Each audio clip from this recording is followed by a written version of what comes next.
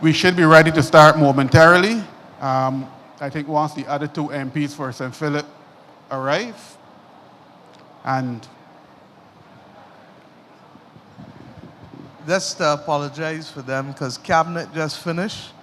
And as you know, I don't drive myself, so I got up here a little quicker than the rest. So they should all be here very soon because we've been in cabinet all day. All right? Thanks.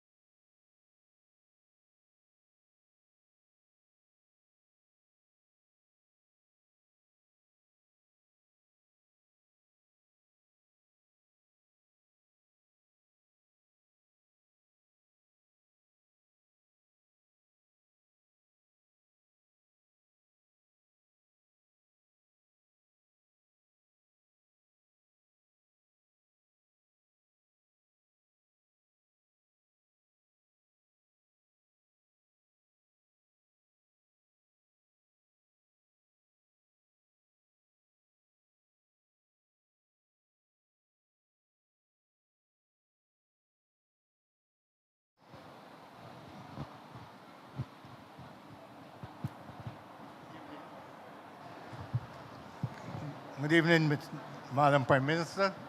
Okay, because the portacooler, Mr. Songman, is so loud, I'm not even sure that we need the portacooler in here because the breeze, well, the breeze coming through at the back of the window is going. So you're going to have to make sure that the mic is loud enough for us to hear because we're hearing the portacooler more than anything else here, please.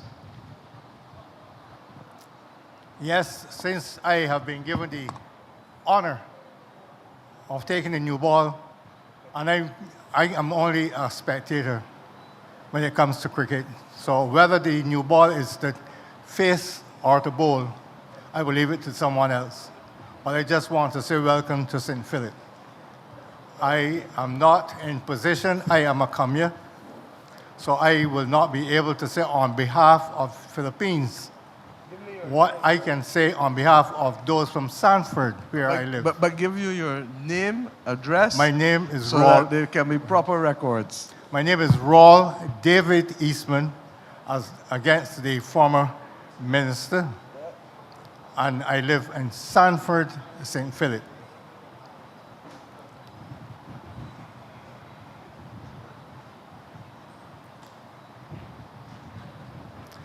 Good.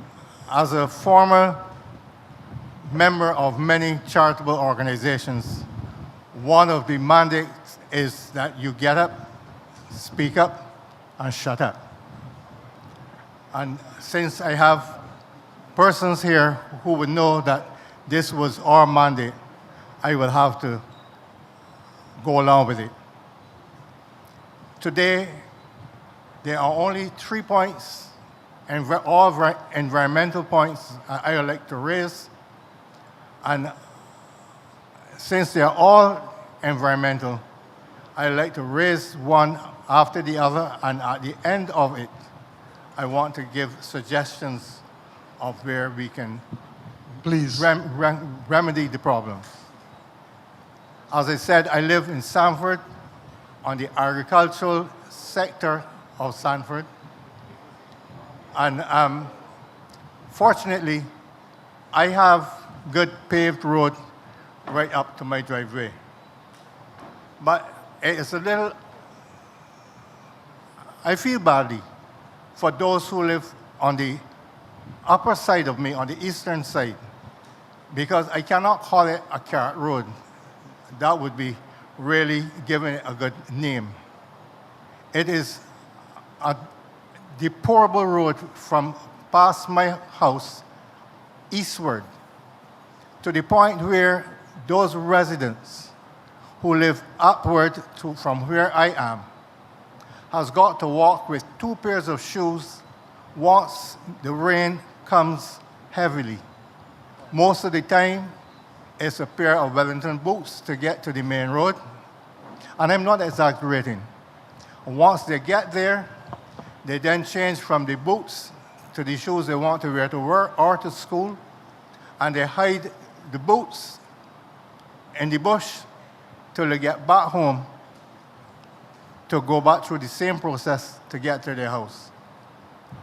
This is 2024, and this is not who we are.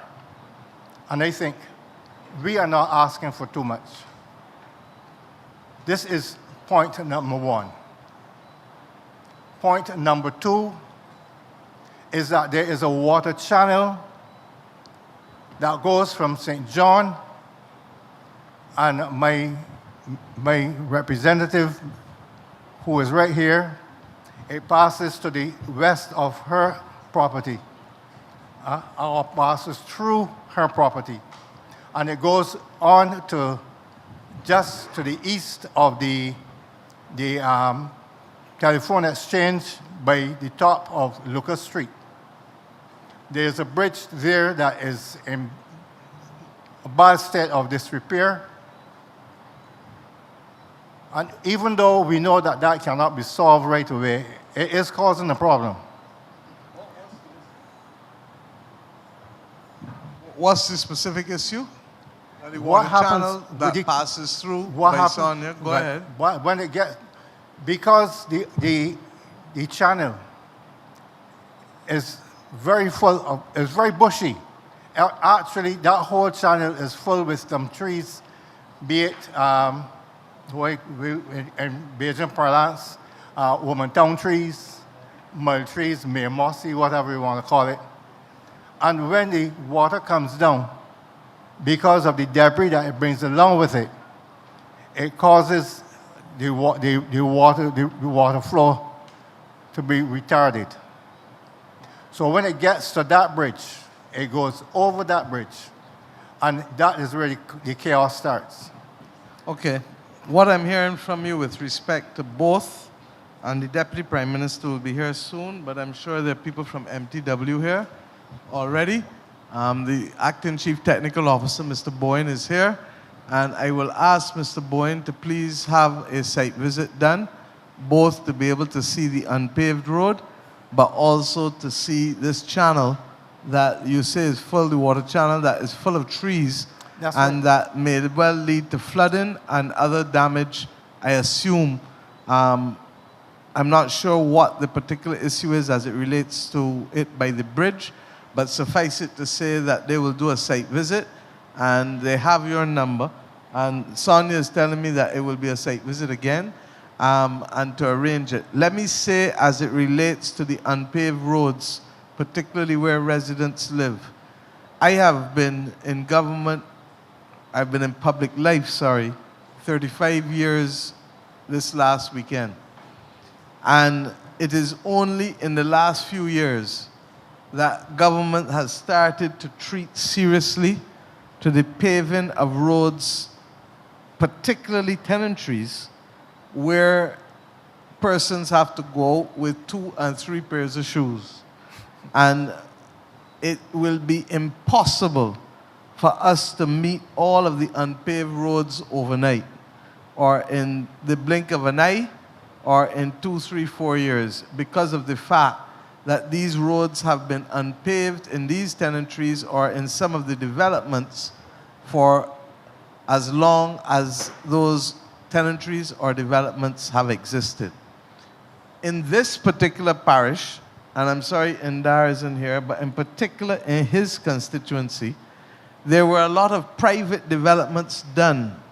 And Minister Duguid may know this because in many instances, these private developments had obligations to deliver roads, to put down roads, or to do drainage, or to do other things. And I'm talking about developments going back from the 1970s. But you would appreciate that the fact that they are in utter disrepair, or in some instances they were never properly completed, means that we are now carrying the costs at the public level when they have privatized the profits and are now asking us to socialize the losses and the developments, the fixing of the developments that have to be done. Because of that, we've said that the enforcement arm of the Planning and Development Unit, as it now is known to be, has to become far more rigorous, because it's not fair for the people who bought the property to have to endure improper roads, but it is equally not fair for the taxpayers who have not benefited from the profits associated with the purchase of the property to have to bear the costs when persons paid a price that implied that they would have proper services and amenities with the property or piece of land that they were buying. So we hear you, but I give you that context as we go forward. Okay? Okay, one other matter I would like last to raise. point? Yes. Thank you. There is a forest in Sanford. The Sanford Forest, the residents call it. It's a 2-acre lot just to the top of Lucas Street, to the right. We have been complaining about the conditions of the lot for over 8 years. I say 8 years because 7 years ago, when I spoke to the then Minister of the Environment at St. Philip Polyclinic, he told me that, in fact, he told us that the owner of the property has been asked for the last 7 years to clear it, and as far as he knows, government has put him in court about it. So far, nothing has been done about it. It is now very thick, especially now that the rain has started to fall. There are some very tall trees that have gone into the electrical wiring, which can be very hazardous. And the bush, the foliage under these trees has been so thick that you cannot see. And the AG, perhaps, as you know, the AG introduced in Parliament yesterday the amendments to allow us to be able to deal with this problem across Barbados. I maintain that the worst story that we heard was in fact in St. James Speaks with a lady who was badly, I don't know if to use the word injured or what, but as a result of a virus caught as a result of the bush on the land next to her being a public nuisance, she has literally become paralyzed. And we believe that this is too serious an issue.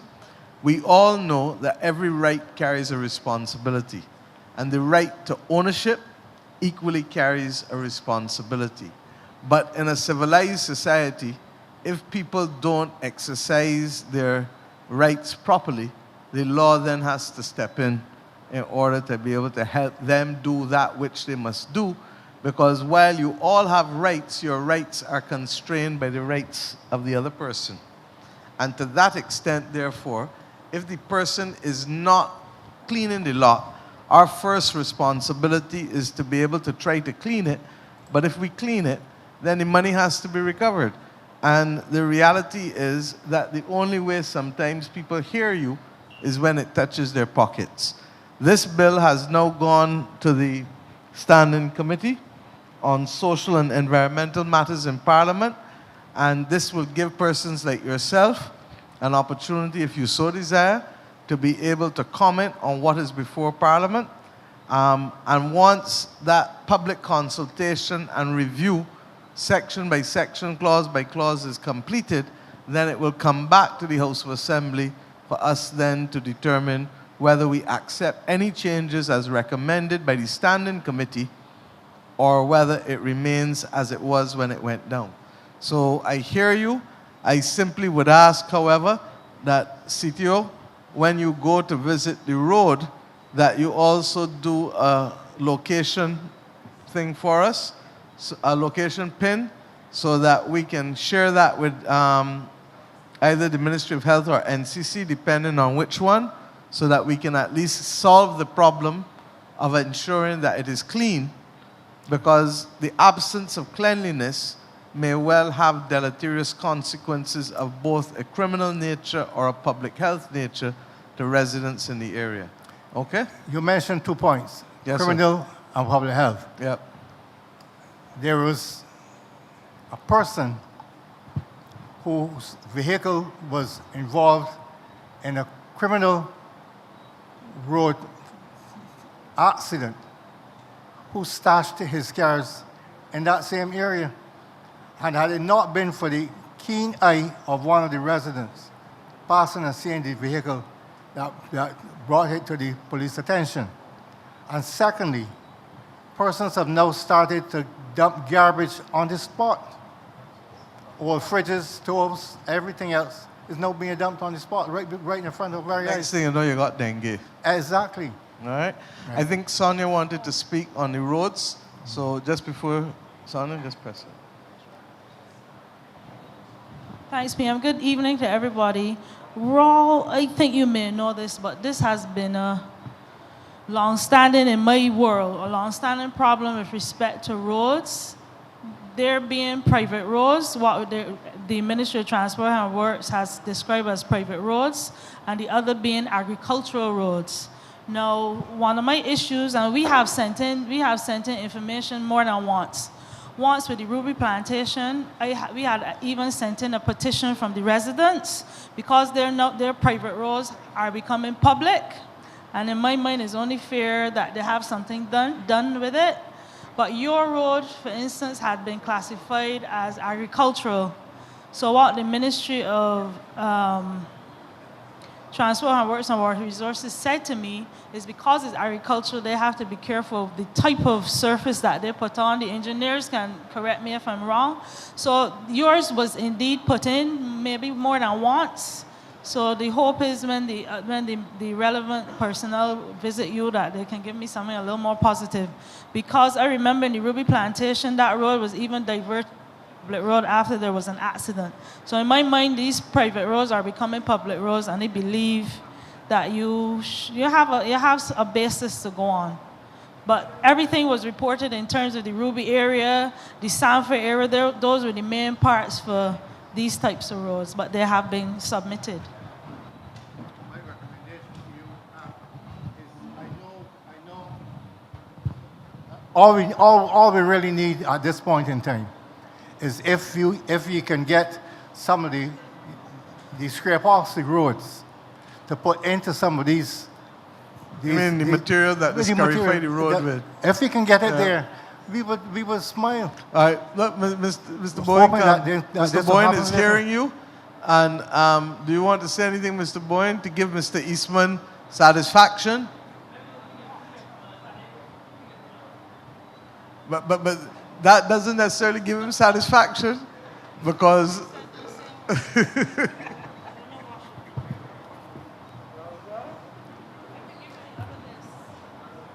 however, yeah.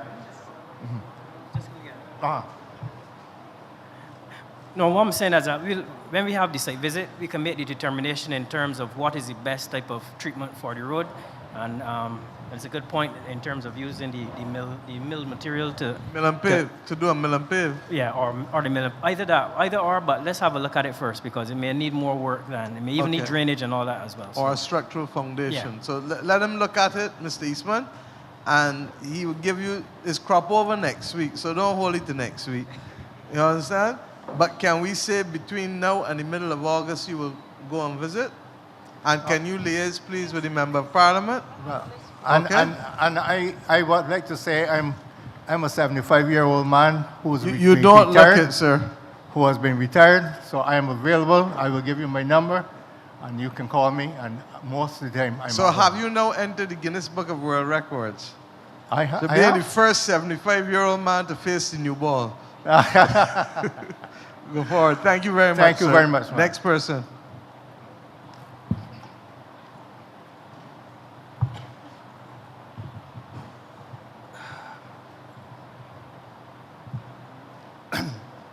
Good evening, Madam Prime Minister, top table, ladies and gentlemen.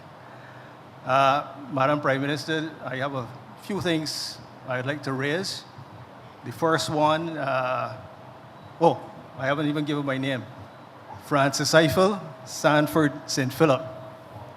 And the first thing is directly coming to you, Prime Minister, as I am an ex-LIAT employee.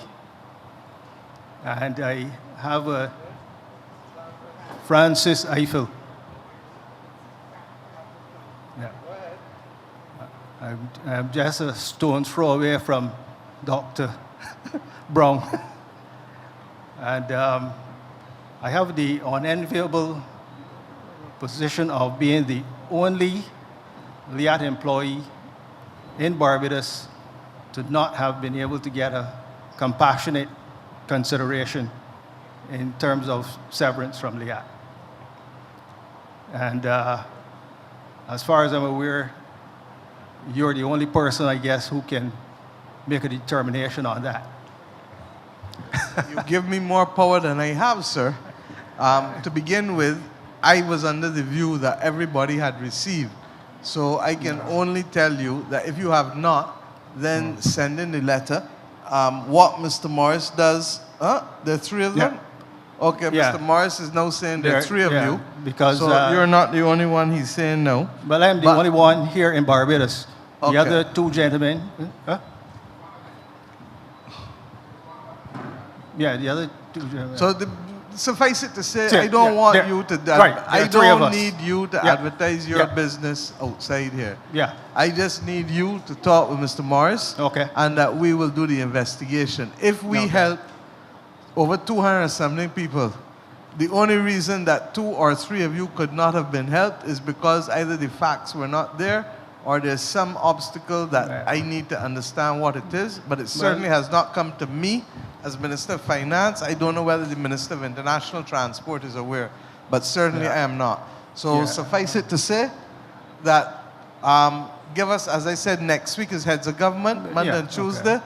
Thursday is a bank holiday. Friday is effectively crop over. No. So next week is a rough week all round. So give us 2 weeks on it and we'll get back to you, if not sooner. Of course, it's just to know that it is being addressed and we are not left alone. No, well, as I said, if we have helped 200 or something, or how much ever it is, the fact that you're out has to either be an oversight or a major, major blunder that requires some kind of understanding. I appreciate that. Thank you, sir. My second issue is with farming, which has been my side hustle for a little bit. And, and the Minister of Agriculture is here now, so I guess I can raise this directly with him. We are encouraged to do more and more farming, but one of the difficulties in Sanford is irrigation water. We do have BADMC water, but we are on the scheduled system, which we only get 3, maybe 2.5 hours of water a day. And it is woefully inadequate if you're trying to do any kind of commercial farming. I was of the view that when they did the work at River, that we would be recipients of that help in that area, but that has not happened. And it is becoming even more critical because when I started farming some 20 years ago, I was told by BADMC that there were too many people on the irrigation system. And yet, I was added, and people continue to be added subsequently. And what it really results in is that even when I am supposed to be getting water for that 2.5 hours, 3 hours a day, the pressure is so low, it's pretty much pointless. Can I ask a question? How many farmers are up where you are? I don't have that exact number. Okay, but there are few? But there are few, quite a few. So here's the deal. One of the reasons why we're late this afternoon is that two of the last papers we took this evening related to the Water Authority and the debt for climate swap. In fact, the Inter-American Development Bank Board yesterday approved the guarantee from their end. The Green Climate Fund in Korea last week approved it, and the European Investment Bank approved it. The idea is, as you know, that we will upgrade the South Coast Sewage Treatment Plant to tertiary treatment so that the water is cleaner than even the one that falls or goes into the aquifer now, because that is not treated. And that we use that replenishment of the aquifers plus carrying water to St. Philip for people like you in order to get water. Now that doesn't help you for another 18 months or so.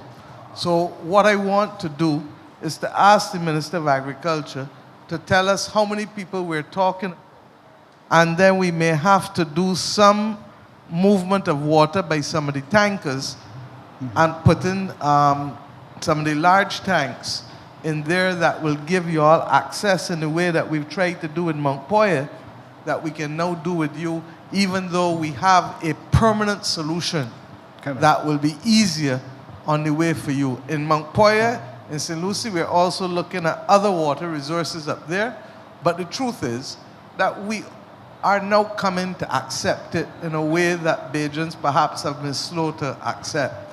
Barbados is a water-scarce country. It is.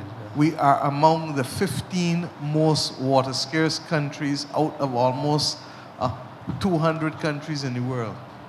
Okay? It therefore means that we have to treat the water differently with respect to how we use it and how we conserve it. By the same token, we have to develop more climate-resilient agriculture. And that is why I'm working with the minister now, and I'll let him talk about the climate resilient stuff. Because for all who are doing open field, we may have to be able to create opportunities for some of you to do some greenhouse farming in order to be able to control, because we are in what I call the season of superlatives. So you can as easy have a drought as you can as easy have flooding. And in both instances, you don't even need floods for the pests to take over properly after heavy rain. Not true? Yeah, I know. And once that happens, your yield is significantly affected. So Indar, please. Yeah, thank you, Prime Minister, and perhaps I would start from where you left off.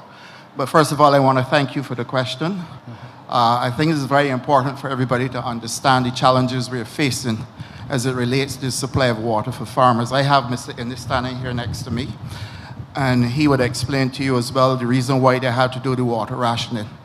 The reality that we face is that these droughts are prolonged. And whilst it is true, sometimes we are getting rain, we are not getting the consistency that you farmers would like. So we do, in order for us to be able to supply everybody with water, and at the same time don't go as far till you start to get into where the water then goes into salinity and stuff like that. We have to ration it. Whenever it's drawn to my attention, I speak to the BADMC to see how we can work with you farmers. We started a program, like the Prime Minister rightfully pointed out, at Mount Poyer, where we were actually trucking water to the people. But of course, that also comes with its challenges as well, because you have to have the availability of trucks, etc.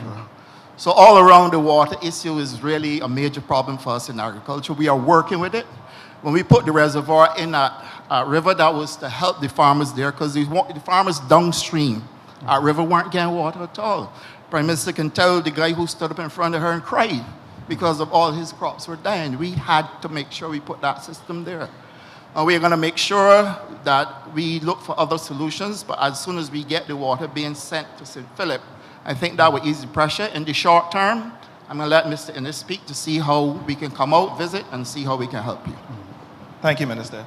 So yes, definitely our challenge at the moment is well levels, and that's part of the reason for the rationing and the rotation that you're describing. What we are going to be working towards is actually bringing additional capacity into that area, the medium-term proposal that's being discussed.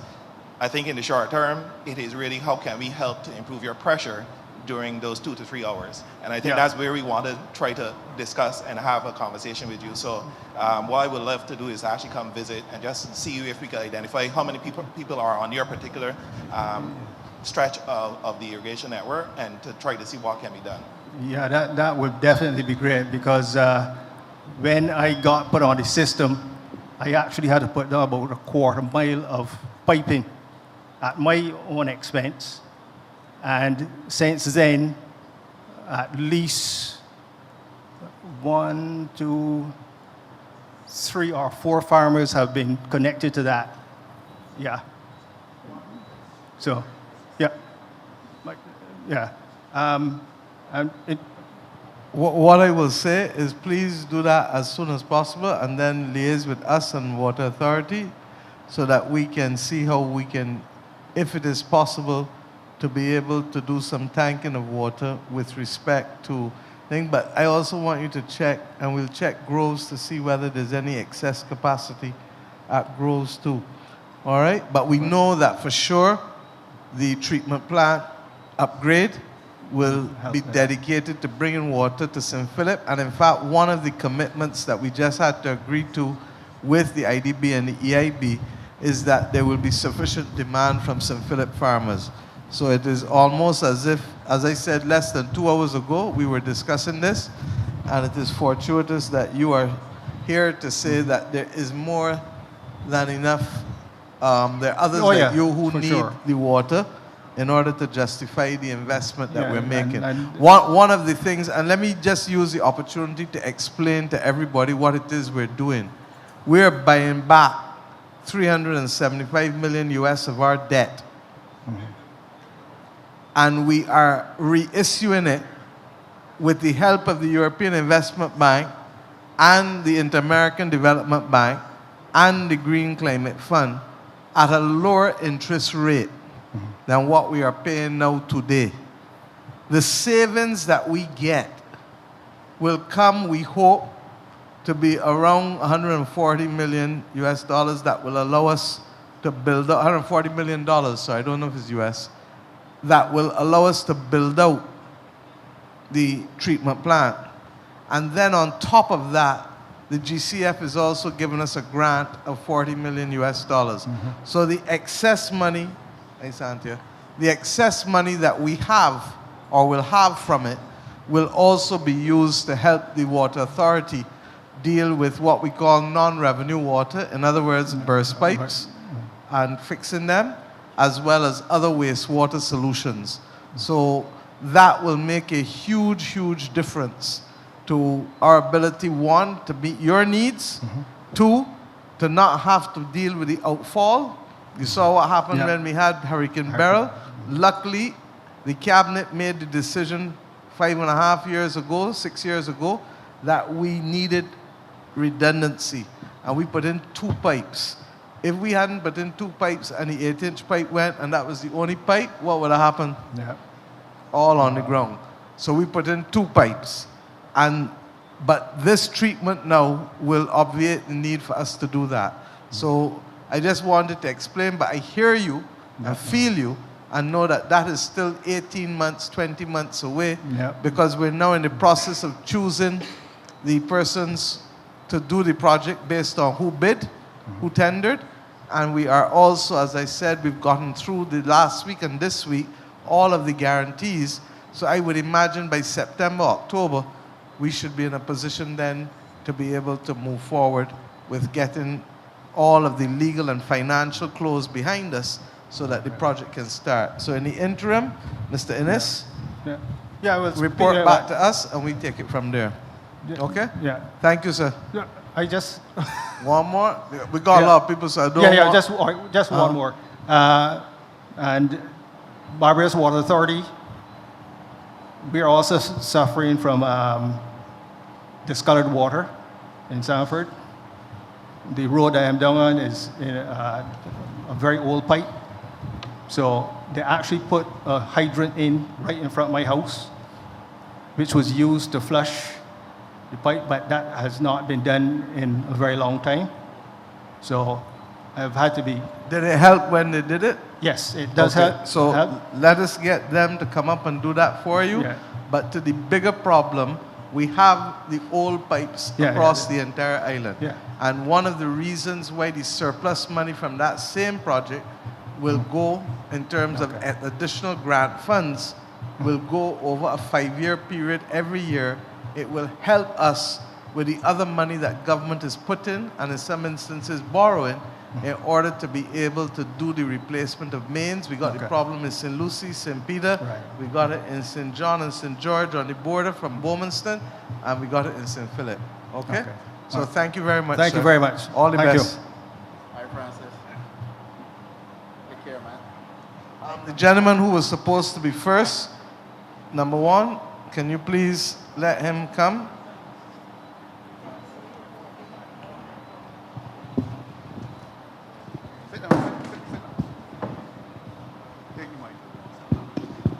Mr. Morris is showing me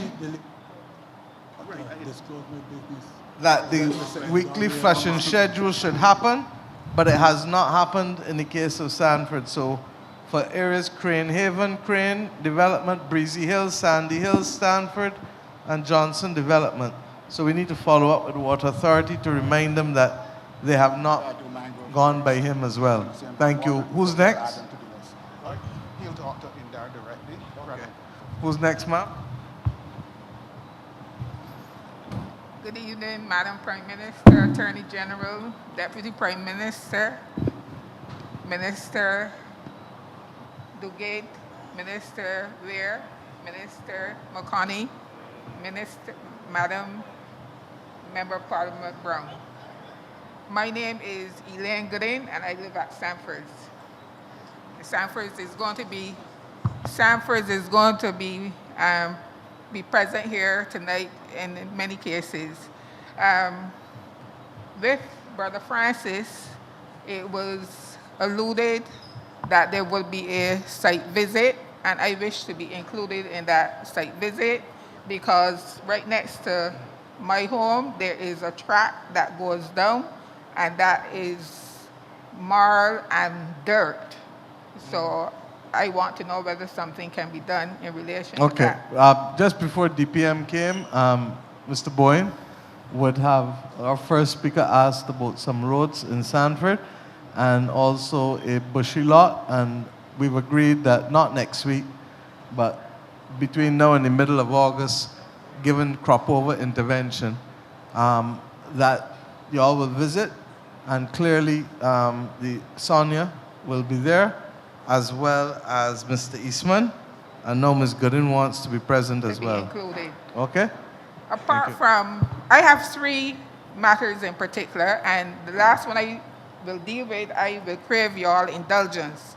The other one relates to the same environmental problems. There is environmental problems to which I would have spoken to 6 Roads and also the Ministry of Health.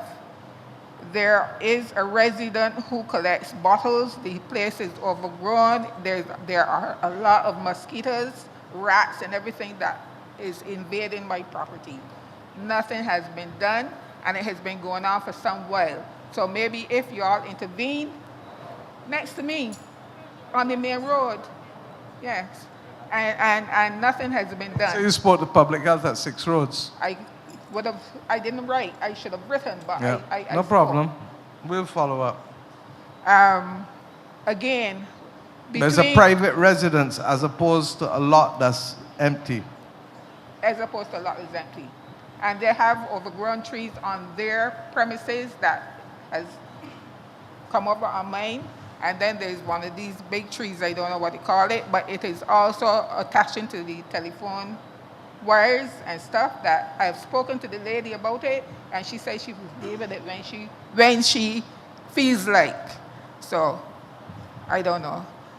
Second thing is the road between King George V Memorial Park and Ruby, Hildesine School. It is overgrown. When it rains, like what the gentleman who spoke first, when it rains, the water settles between the district hospital and the Hildesine School, and you cannot pass. Something needs to be done to that road. It's been like that for time immemorial. Also, all the trees have overgrown and it's into the road, and you cannot, when you're driving, you cannot, or walking, you cannot pass there without coming into the middle road, which is dangerous. I don't know whether Minister McConney and Brown knows about that, but that way it is not your constituency. No, but we will deal with it. It's all once and Philip, so we'll deal with it. And Santia is here now, and Mr. Boyne, and we're making notes. Okay? Okay. Now, the other issue is with the crowding during school terms, the crowding traffic. Drivers block the road between Hildesine School and Mr. Maxwell's premises.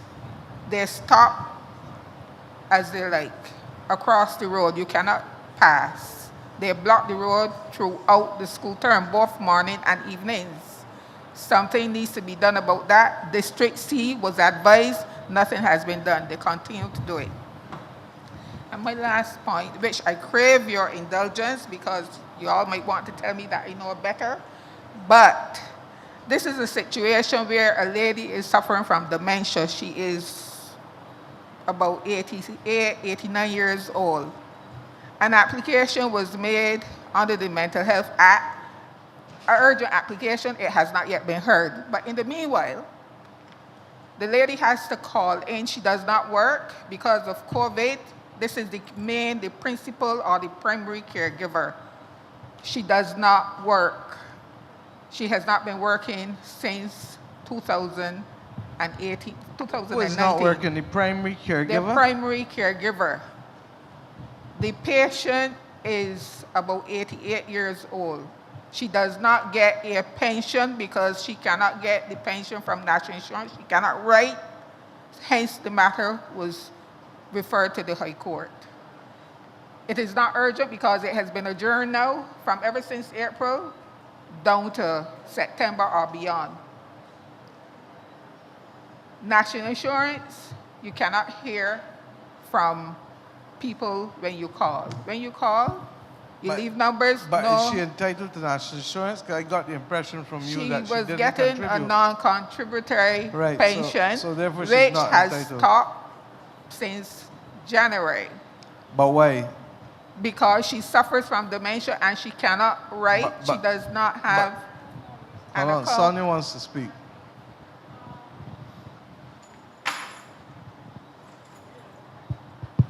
Hi, did you give me, if you have a little time after, please give me the name that I could try to sort it out.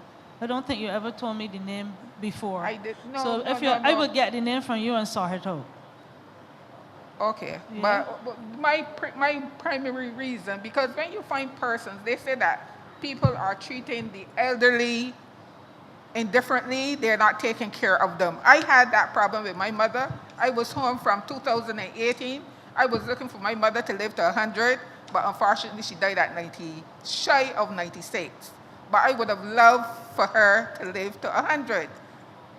And people do not really understand when you love a parent and when you go out of your way to do things for that parent. This woman does not work. She has to bring in somebody to assist and pay more than what the pension. Let us, we don't take personal complaints here, Ms. Gooden. So let us, this is what I hold on, between speaking with Sonia and Roy, we will then follow up and see what we can. Clearly, if the matter is urgent and the court has adjourned it till September, AG, there must be a way of getting it before the judge court is on on an recess urgent in August. application. There must be a way of getting it before or brought back before a judge on an urgent application. Just work with us, okay? But we can't resolve it here. I know, And but we this is- have made a very clear rule in 3 years not to take personal situations and personal circumstances in public. But I can assure you that when we have the information, we will follow through where we can. This is the reason why I was asked to crave your indulgence, because I want to know, in circumstances when persons do not have any money, they have to pay a lawyer to go to court. That is exactly why I'm saying that in this country, there's a good old saying that you and I get bring up on. If you sell everything you got to buy everything you need. So work with us. Let us see how we can get her situation resolved. The first thing that piques my attention is why she no longer gets a pension since January. It does not make sense to me. If you were receiving a non-contributory pension, there would have to be some extraordinary reason why, and Ms. Tudor is here from NIS, there would have to be some extraordinary reason involving fraud that had stopped. That government departments make mistakes. It happens all the time. It has happened in the past. It will happen in the future because they're not perfect. But once we know about it, then it forces us to investigate and try to see how we can resolve the matter. So work with us on this one, please. Ma'am, I crave your indulgence because what I wanted to ask was whether there was anything, forget about her case specifically, whether when there is a person who is indigent, who cannot pay for anything, whether that is where the Ministry of People Empowerment will come in and try to work both with formal structures and informal structures to be able to get it done. AG, is there any other mechanism at law that allows the person to go? We work through the social agencies, social sector agencies.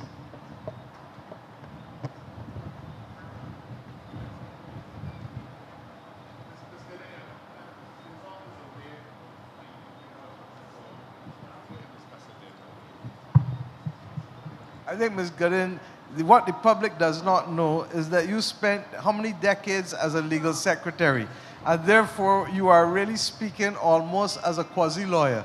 But the truth is that you also know that lawyers do pro bono work all the time in a small society, and we need to encourage them to continue to do so. First thing I learned when I practice is Peter must pay for Paul. I have got to help people where you can, especially when the circumstances demand it. Who's next?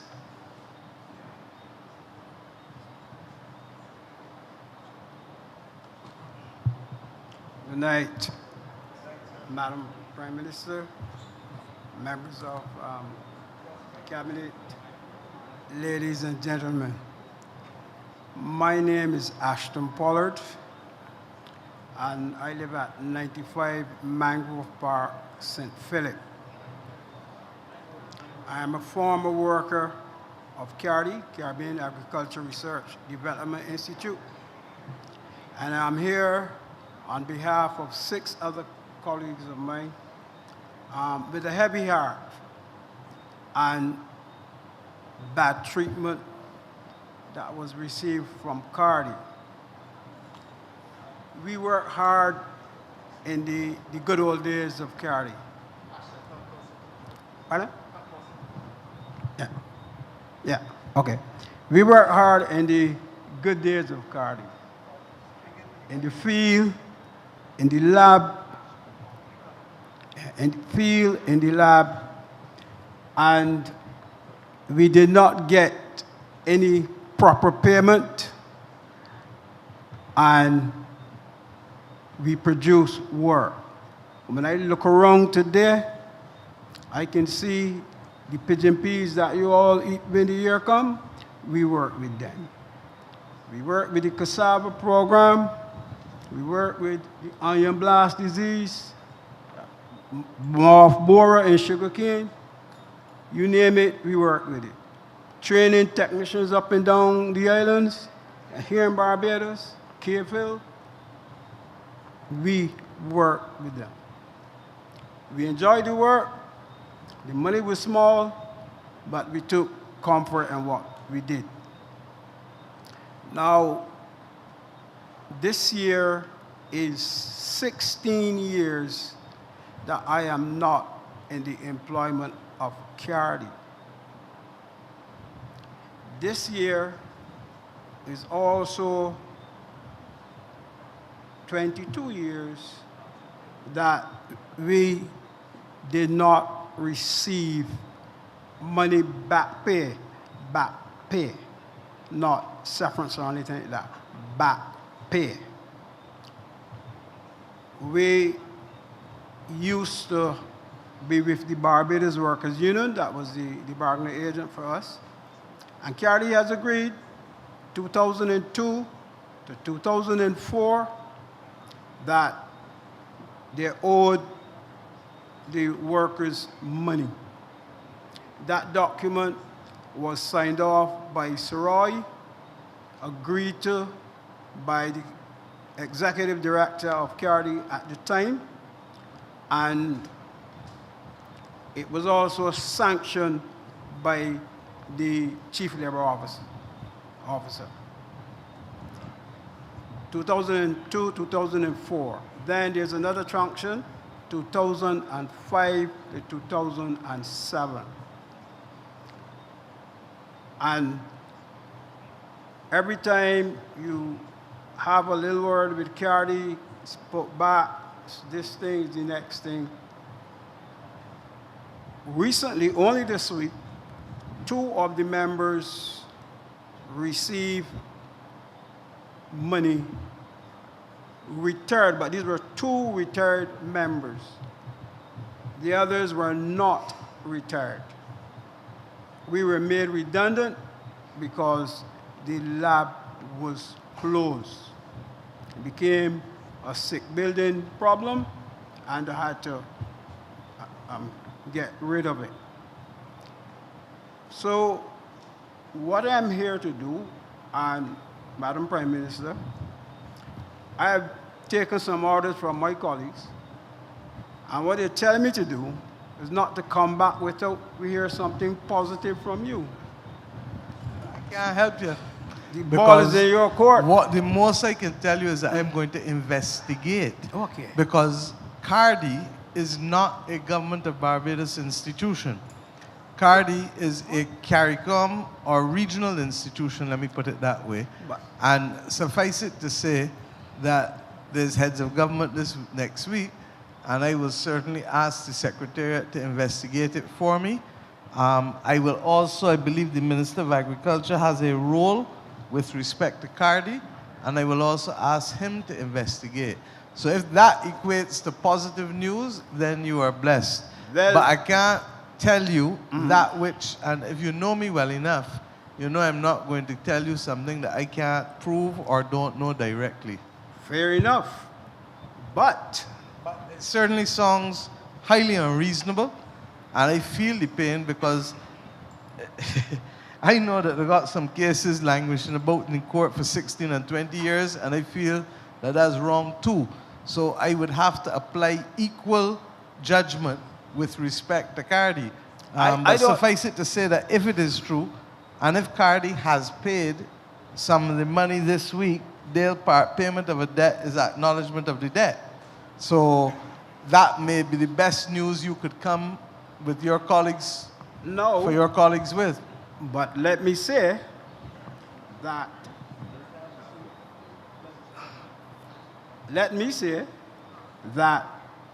a precedent was set. I have seen Cardi unable to pay under a UNAFA BLP government, under Minister Wood, where Cardi had suffered about 5 or 6 workers and didn't have the ability to pay. But the government... I hear you, sir. And Mr. Pollard, yes, the please. message is loud and clear. There are 23 other people after you. The people who are at this head table have been going since 9:30 this morning. Fair enough. So I am going to have to exercise a level of discipline from the chair this evening. But I think we have enough information that we can certainly investigate and begin. And may I remind you for the record that we would also have assisted people at LIAT, for example, where there was no obligation so to do.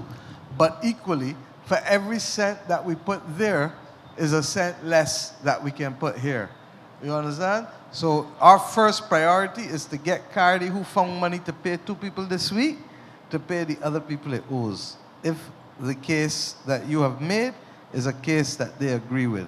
And so long, as I said, some people have been paid, part payment of a debt, I have the is correspondence. acknowledgement of the debt. So I have all the just submit everything to Mr. Morris, copies of it, and let us investigate and give us a few weeks, as I said.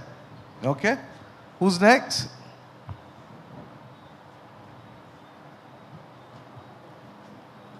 Michael Ray, St. Philip South. How are you, sir? Madam Prime Minister. How are you? I'm fine. Madam Prime Minister, other Part of members. St. Philip South, address? You want my address? Address. Ruby Park, St. Philip. Thank you.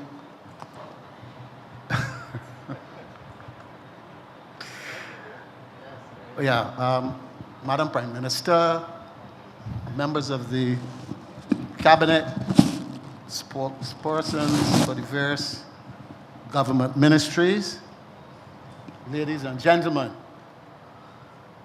I want to start with an observation and give a suggestion, if I could crave your indulgence. The last time I was here, I was interrupted, and I brought back a number of things that I wanted to say that I didn't say. I'm going to be very brief tonight. I would really like to complete what I have to say and get the responses if this is okay. All right. First of all, my main concern is that I'm not speaking for Michael Ray. I'm speaking for people from Moncrief to Mangrove, from Foul Bay to Sergeant's Park, beyond, Harlington, Headings. I'm speaking for some of these people. So it's not me alone. These are none of my basic concerns. So I'll rush them through, and I suppose we'll get some responses. I want to start with that roundabout in 6 roads. Every time it drizzles, it's flooded. Need to do something about that. Traffic flow. There's no need in Barbados, as far as I see it. But I am not a traffic manager, but I was living long enough to know that you don't swerve in and out on a normal road. You have people driving on the left side of the road, have to come out into the right side of the road and continue straight down. To me, that's nonsense. Anybody who drives on the left side of the road in Barbados and reaching a roundabout, and they go on the right side, they should be turning right and or going around the roundabout. There's no need for anybody to go in the right side of the road, approaching a roundabout, and then keep straight ahead. That is my thing, but the experts know it, so let them carry on.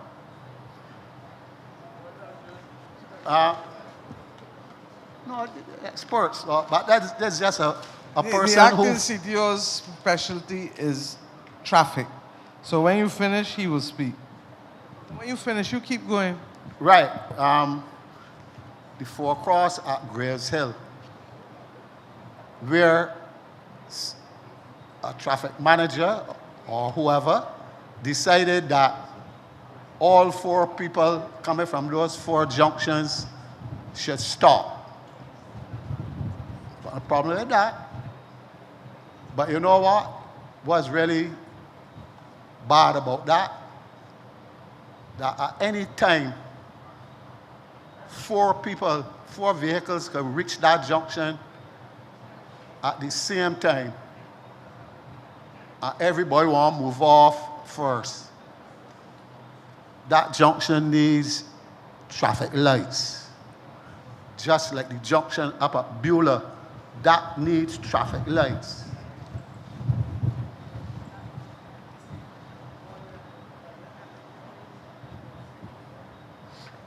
Manholes. Mill and pave, beautiful, beautiful. But you know what? When you're driving, coming up through 4 Square, you call, he's on the road, you know, and other roads too, you know. Why can't that road be paved? Wait on it, and get some concrete and lift that up, and let it come back there. Put caution tape. I am with you, Mr. Ray. You're with me? I said I want you. manhole police. Thank you. All right. There are roads in Barbados, and I'm speaking specifically as a resident of St. Philip for almost all but 80 years of my life. I am not a young man. I am a pensioner. Now, we have a road from 6 roads going up to Beulah. And the only house that they got about 3 or 4 churches off the road. But they only put lights in residential areas. There's a whole, I poor fella, that's why I don't drive at night. Other than tonight, when I leave here, I go out, drive home. But you can't, these bright lights you have, sorry about that. My apologies.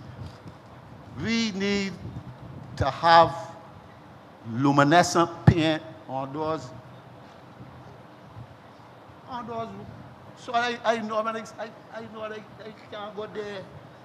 So when the fellas flick on the bright lights, I scrambling. Or cat eyes. They got something called cat eyes. Right? And put them there so they would know I still in line. You know? All right? I can soon finish.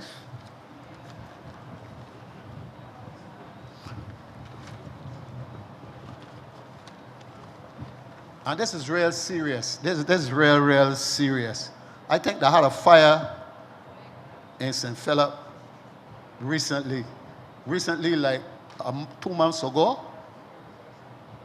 And somebody said if a fire station was closer, we have a fire station that I hear you can't move the things from the airport. That is an essential service or whatever provisions and regulations control that. But 6 roads, St. Philip, for that matter, is the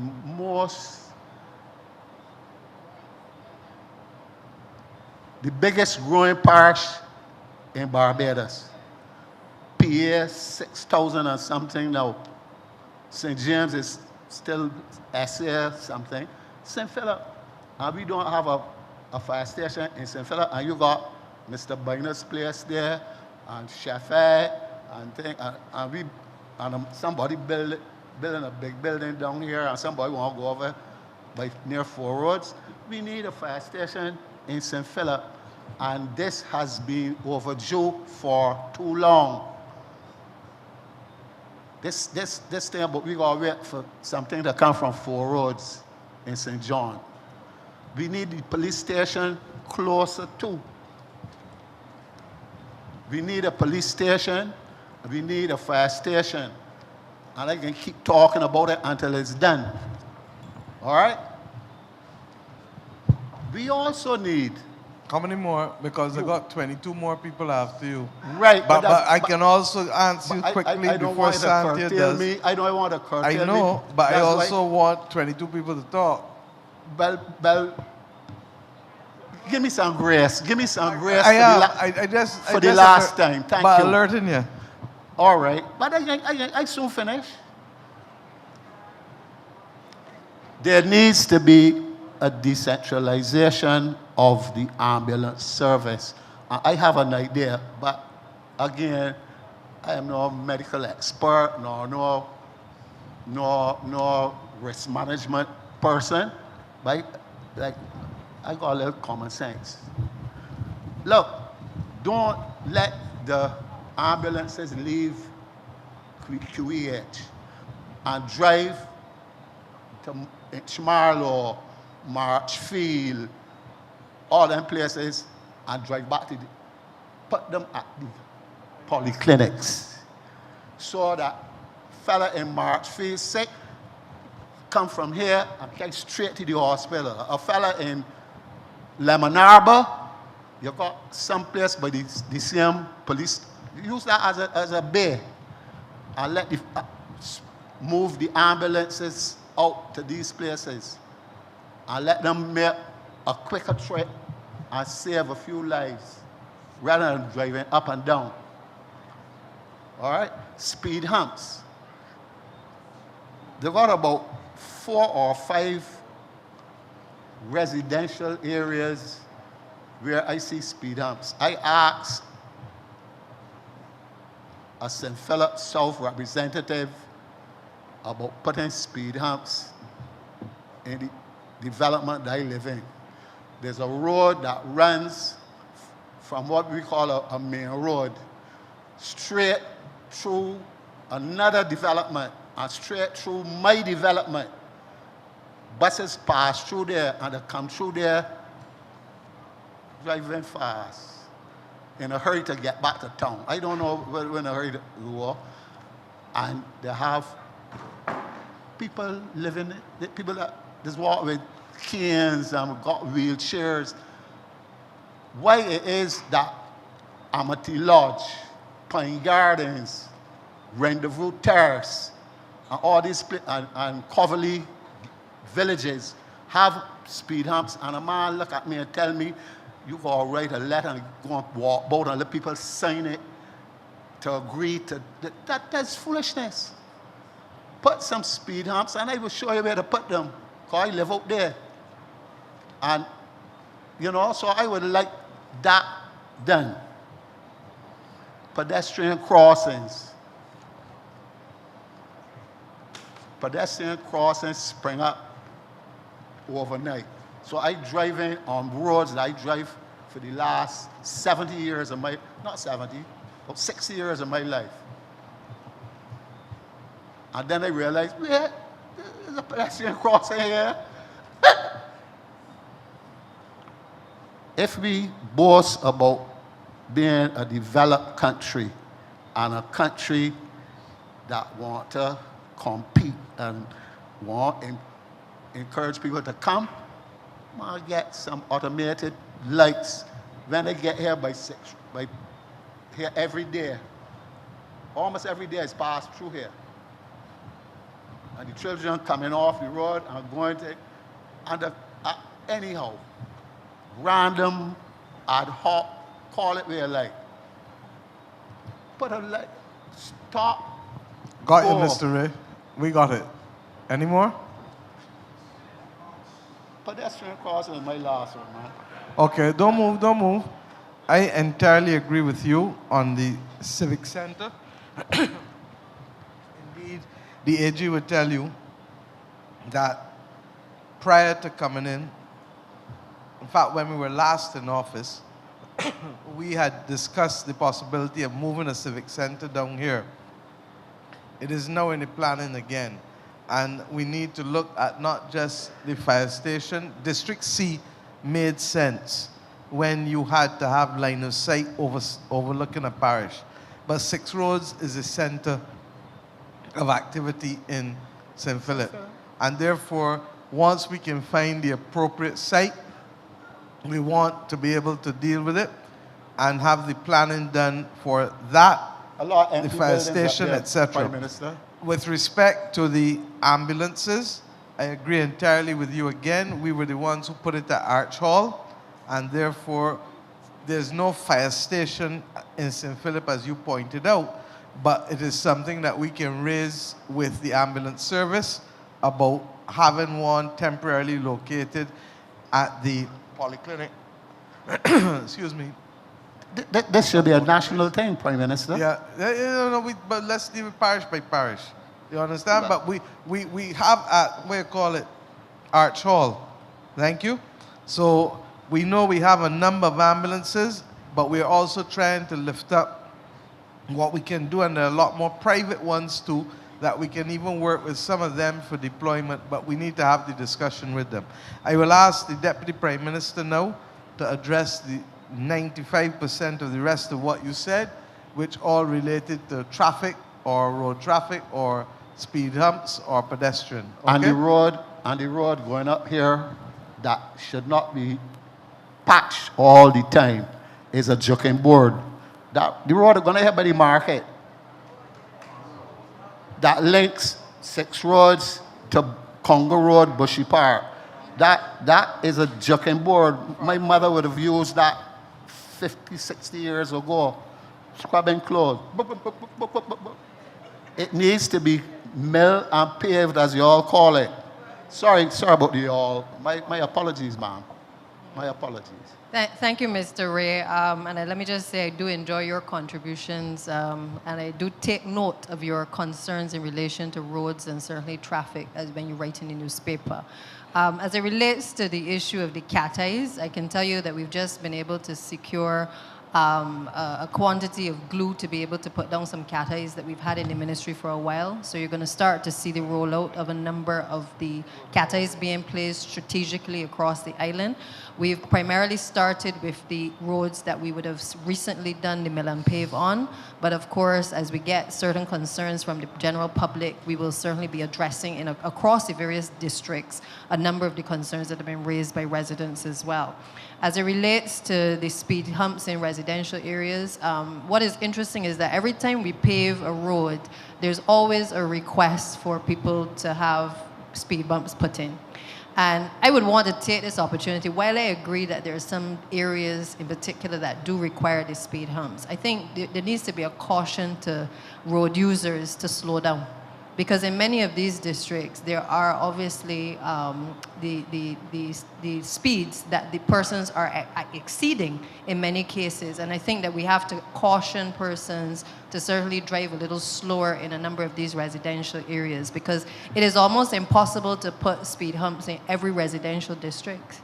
So I think it is really a caution to Barbadians to use the roads a little bit better as well. The other issue that you raised was in relation to manholes. As PM has said, we recognize that this was a major problem when we sought to do the mill and pave programs across the country. And many of the roads, it was almost an afterthought in terms of completing the manholes. So what we've done on this recent mill and pave program is, first of all, get the mill and pave completed, and then have the contractors go back in and do not only manholes, but also the digging of wells and addressing the areas of drainage as well. So this program is a bit more comprehensive than you've seen before. Obviously, there are areas where, they've been neglected for many years, and the various depots have been making a tally of where we need to go in and pretty much correct them. So I've noted your concerns in relation to that. I'll ask Mr. Bowen perhaps to just address the issue of the traffic concerns at the various roundabouts and the flow of traffic at, in particular, the 6 Road roundabout, where we would have made some changes recently.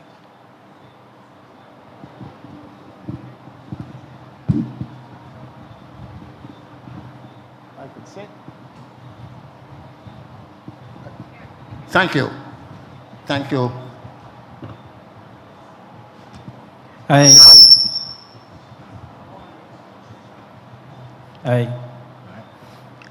Relative to the roundabout at 6 Roads, recently that configuration was changed. What pertained there previously on a number of the approach arms, there were different ways to utilize that junction.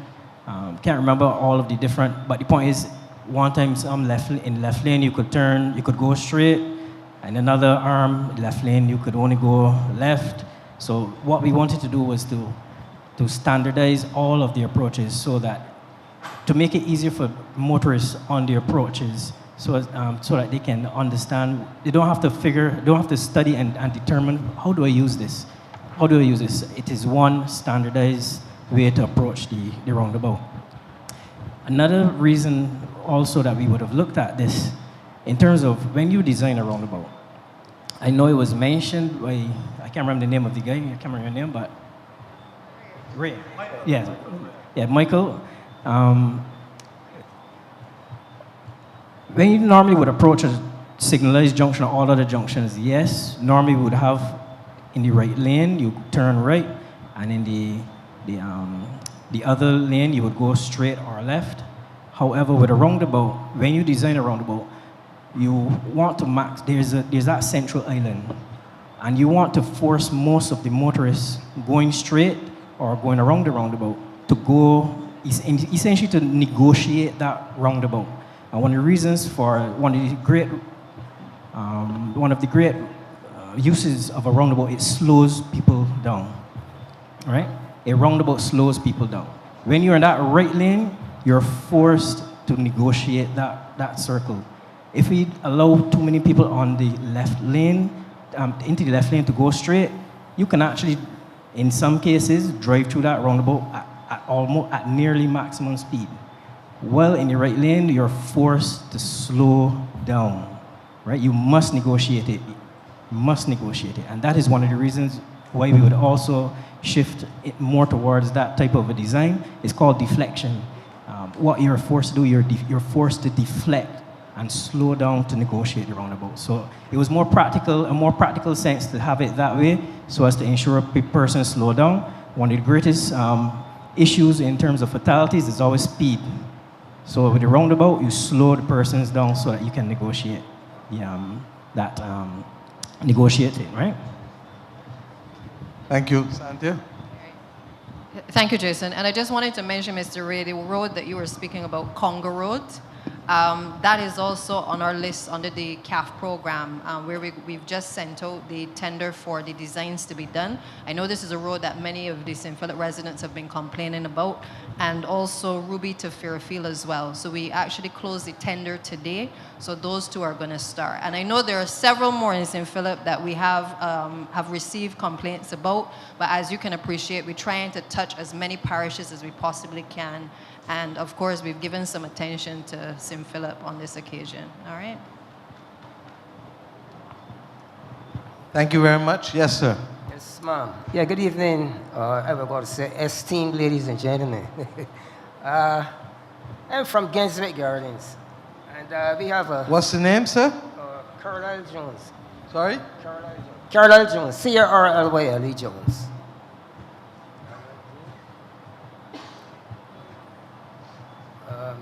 Gemswick Gardens. Yeah. Yes, sir. Yeah. Right. So we have a health and environmental issue over there whereby the recreational facility was brought into disrepute by a mechanic that lives 2 avenues away from this area. Right? This parcel of land is looked after by about four of us. Right? And we have it in pristine condition. And this guy started to park these vehicles, double cabins, because he specializes in double cabins. And right now, all these double cabins are covered with bush. Seriously, I got the pictures on my phone. Right? And I spoke to him, and he said, okay, but he never moved. So I went through the channels, like I call town planning. Town planning said, well, as long as he doesn't have a structure, we can't do him anything. I said, well, cool. I went to the Ministry of Health, and they told me, well, boy, you got to go to environmental protection. That's not the issue. So I went to environmental protection. Environmental protection, they came a month or two after I laid the case to them. So they came and they looked at the situation, and they gave the guy 6 weeks to move. That was in 2022 March, and this is July 2024, and the man never moved a muscle. The vans are still there. The bush grew right over them. Not a problem, sir. Eh? Mr. Morris, arrange for me to do the site visit, please. Okay. Immediately after crop over with environmental health. Thank you. Yeah, okay, cool.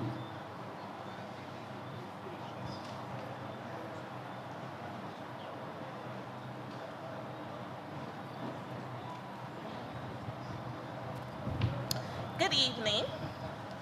Tony Allen from Fortescue St. Philip.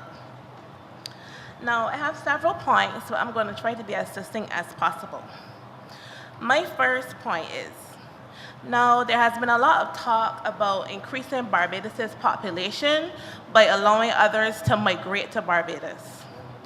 But of particular concern to me is what is being done to ensure that Barbadians, namely my contemporaries, that spent time, resources at university for undergraduate and postgraduate degrees to be gainfully employed in this country. What's your name, please? Tony Allen. T-O-N-I? Yes. Aline? Yes. And where you live? What's happening, Mr. Phillip? Yeah, but she's going to need the mic, though. Use it again.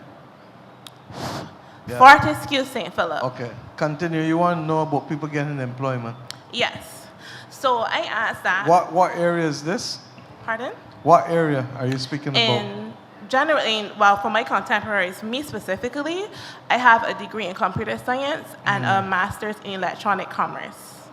Now, to date, I have had several interviews, submitted over 50 applications, and at 2 of these interviews was told that I should change my name if I'm going to get a job in this country.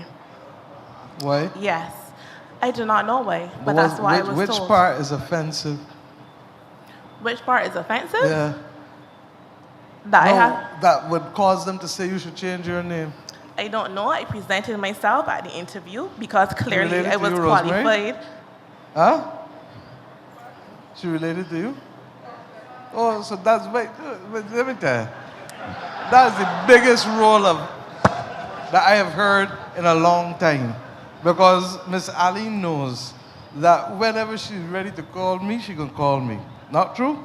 But I don't know why you should change your name, because rather than that, we actually have a shortage of skills in a number of areas across the country. So please, let us see public and private sector, and let us see. But I can give you the assurance. In fact, the problem that I have is that the people in the Labour Party feel that I help more Democratic Labour Party people than I help Barbados Labour Party people. So, you see what?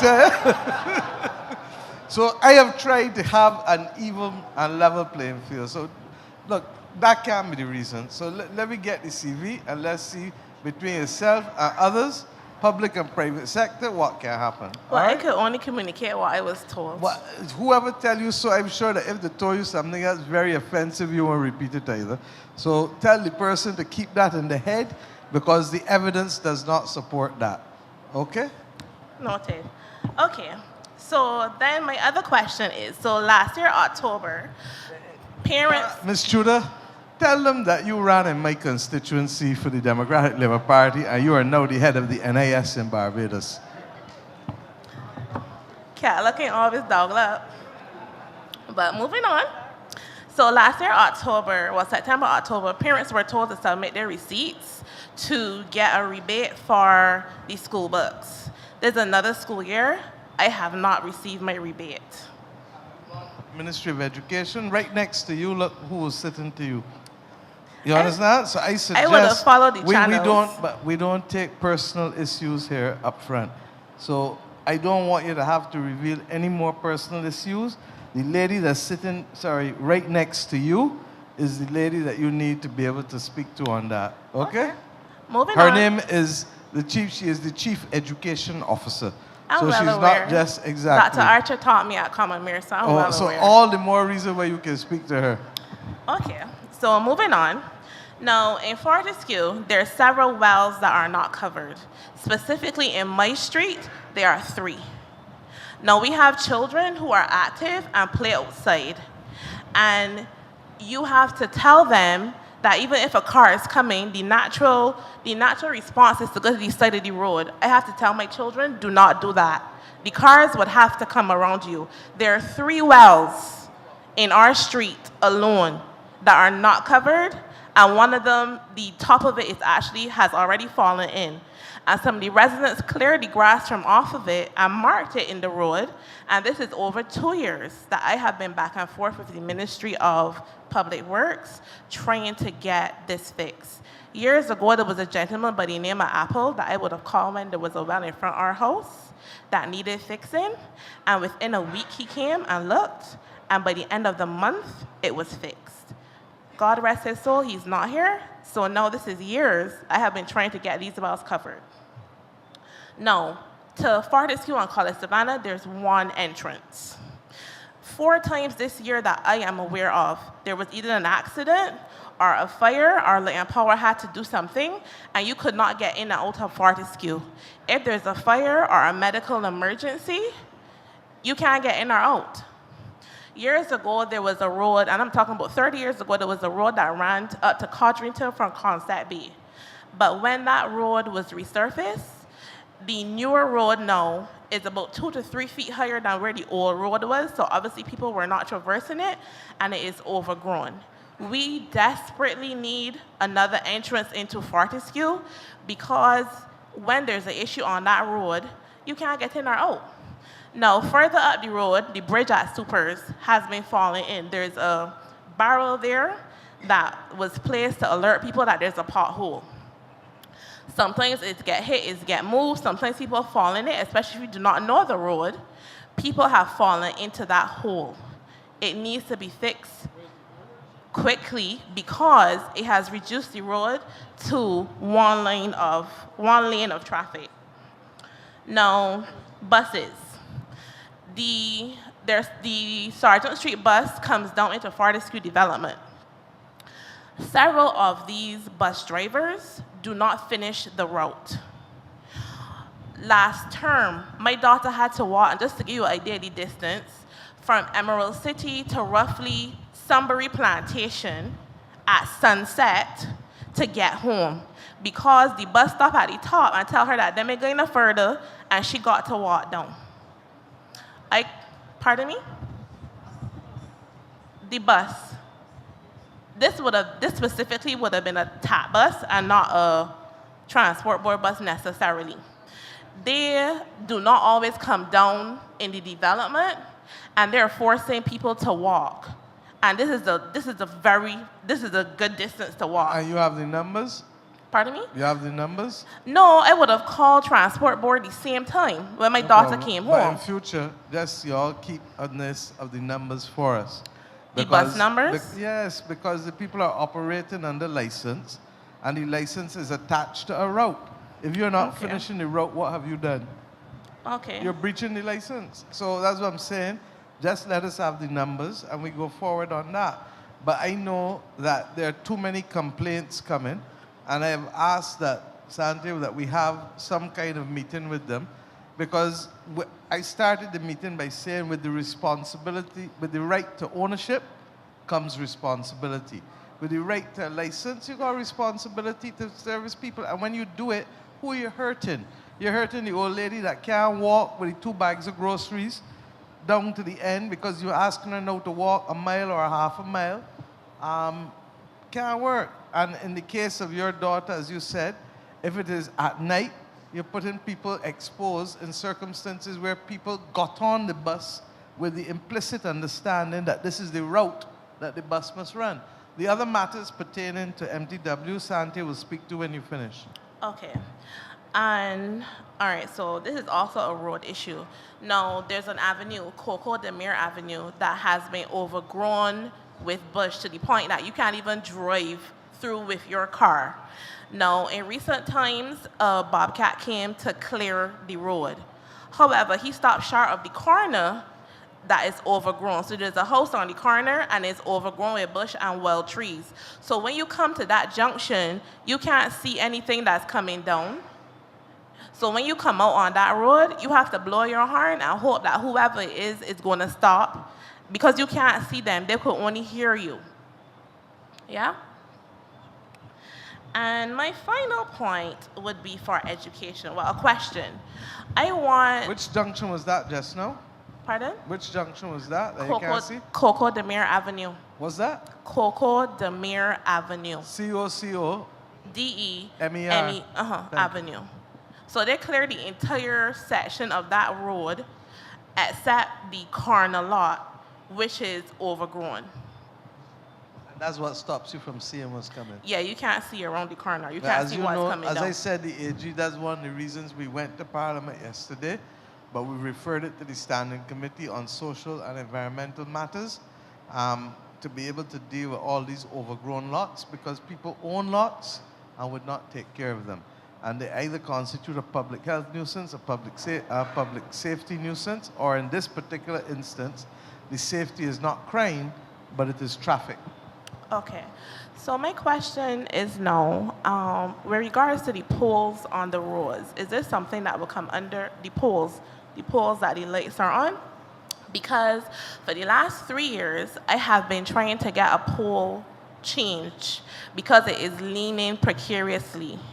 Now, fortunately, in the last 18 months, the gentleman I spoke at Light and Power, he came out, he saw it, and a pole was put down to replace it from Light and Power. However, the pole that is the problem is still there.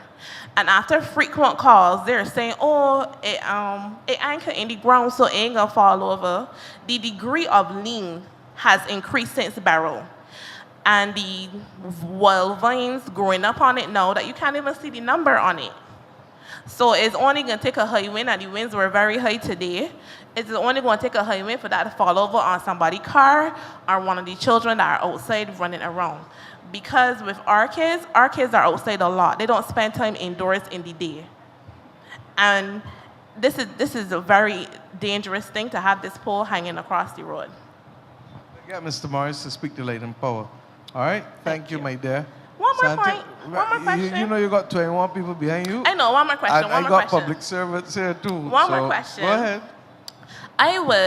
It doesn't have to be answered now, in detail, but I need to know what is happening with education reform. I tutor children. We will be speaking to that in a little while, in a few weeks after crop over. Okay, because I tutor children in reading, and I'm having too many children in class 3 and 4 coming to me read properly. Reading at infants A or lower levels. The chief education officer will tell you that she has a team of people now in another Caribbean country They're about to take on a literacy program here that will be used across all primary schools. Kay will tell you and expand on that. So you are sharing the same concerns we have. And that's why they're taking action on it now. And with numeracy, with mathematics, we're also in conversation with Delaware State University with respect to the training of our maths teachers. Okay? Awesome. Okay. Thank you. That sounds as though you want to be a teacher.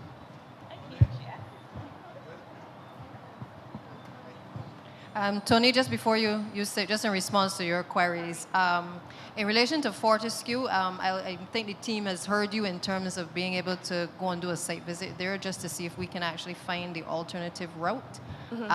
As it relates to the areas, I think PM addressed it in terms of the overgrowth of the bush on the lots. Obviously, we need to determine whether it's private or public. That one is private. It's private, okay. So that would be taken care of under the new legislation that we've just been able to lay on Tuesday.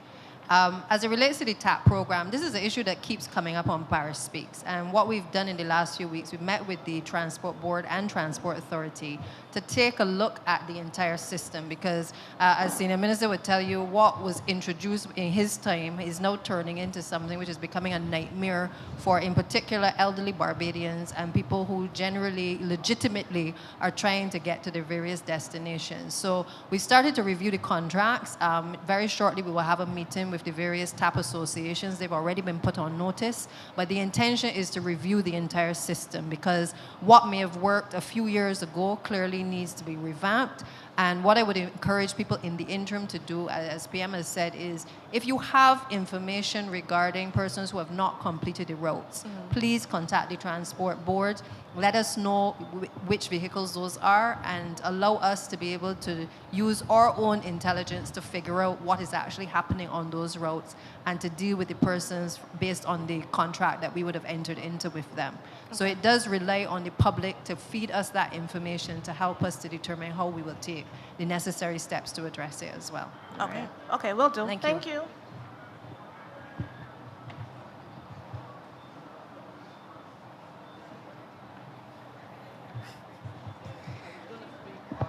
I think, Sonia, you wanted to say something about Fortescue and the entrance, the other entrance? Yeah, well, a little bit. I know there is what we will call it, a tract. The problem is it is over, I believe, private land. And if the rain falls, it's muddy. I have driven through to get out of Fortescue already there, but I appreciate the fact that if something happens like rain, you really can't get there. We had explored between, I think, Charles Griffith, the exit from Concept Bay, but that is totally overgrown, and even Charles said it's really impassable.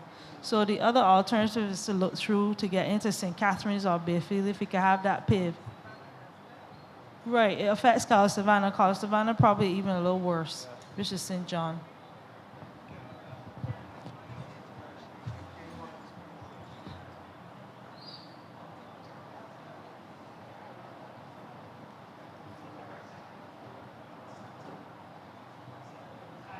Hi, Tony.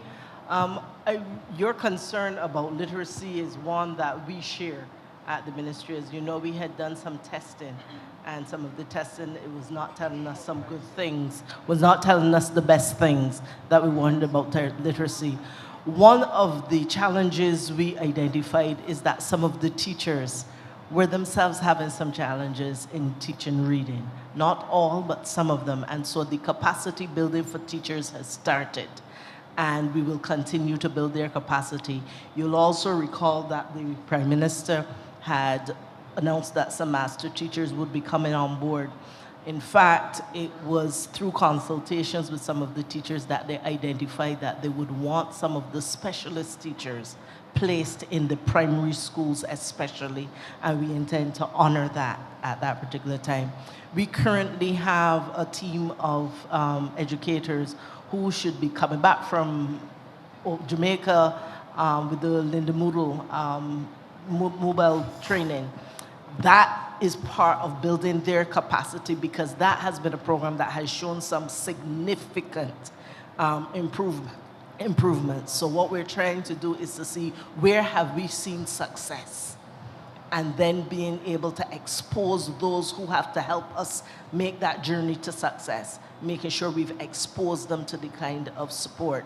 The testing is also something where we have increased our resources this year so we can truly start to test and be able to understand the specific challenge the child is having, because as you know, as someone who's doing some instruction, something that presents as a reading challenge may very well be something else. And so we are now being able to use evidence-based approach to be able to say, this is the support this particular child needs, who is presenting with a problem that looks like literacy, but it may be something else or a little more complex. So whether it's from the capacity of the teachers, the testing of the students, making sure that we continue to expose those people who need to take us that journey to what they need to do the work, that is part of what we are doing. There's also some technology, in fact, that we have brought on board with, we are using it at some of the secondary schools too, where there are some challenges, which will help us in that regard. So we are tackling it from many different angles.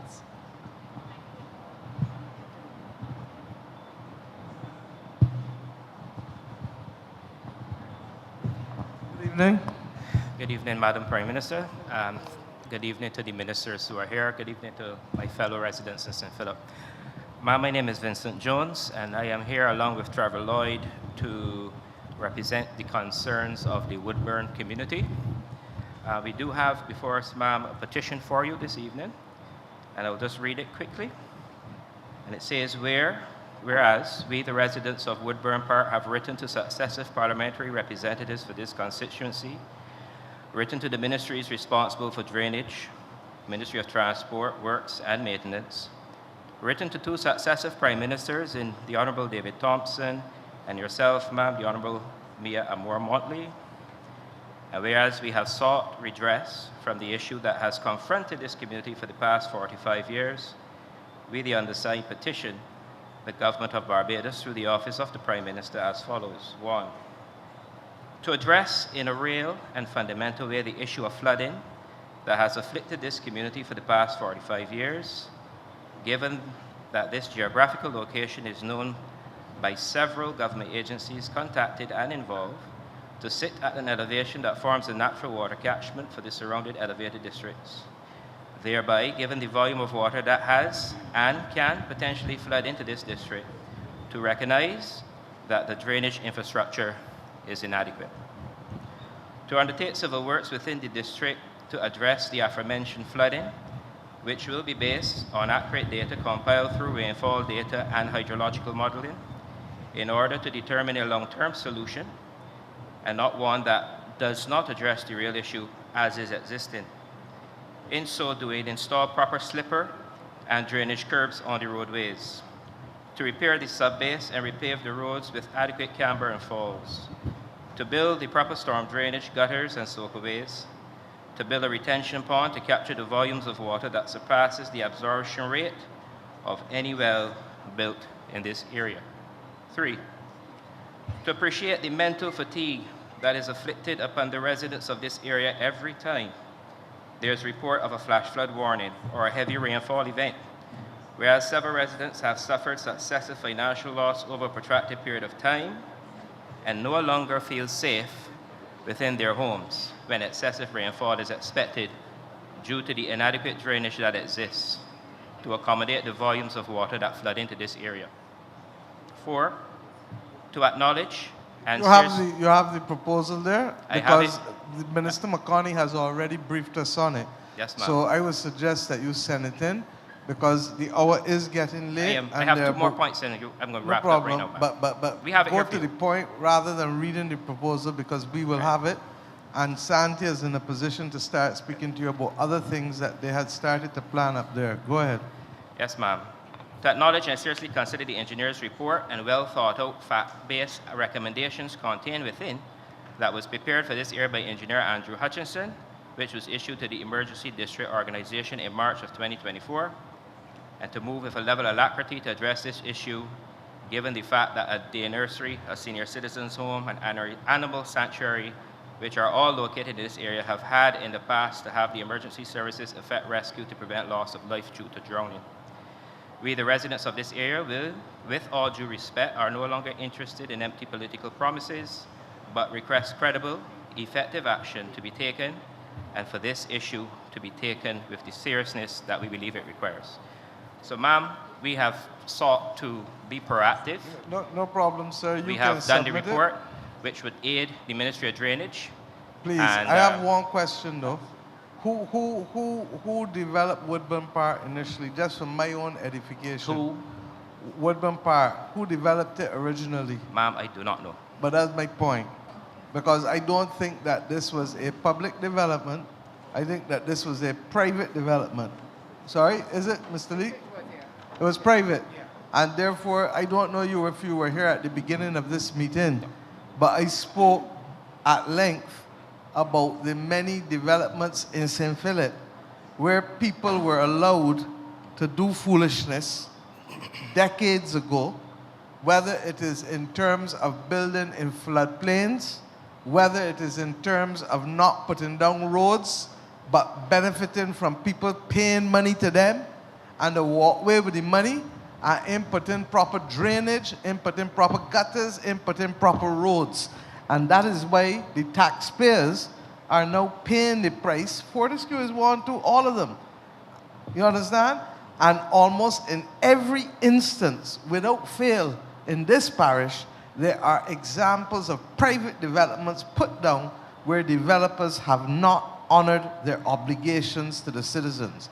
Now, with respect to Woodburn, we, like Wotton, there are certain areas that have been challenging. Work Hall, and there is out the room at the moment, in St. Philip, but we have gone after them one by one. And I let Santia speak now, because in fairness, I think that the drainage unit has been working on trying to find a long-term solution. So you don't have to worry about empty promises, because I don't make promises, period. So empty or full. I prefer to see what happened at the end, and then we can take it from there. Thanks, Pam. We recently did some clearing of the area up there. Minister McConney had raised a number of the issues and the concerns that you have raised as well. But I'm going to ask Mr. Bryce, who heads the drainage unit, to just speak to some of the works that are being done, because my understanding is that they're doing some bounce-up swale in that area. So I'll just ask him to speak to more details on that.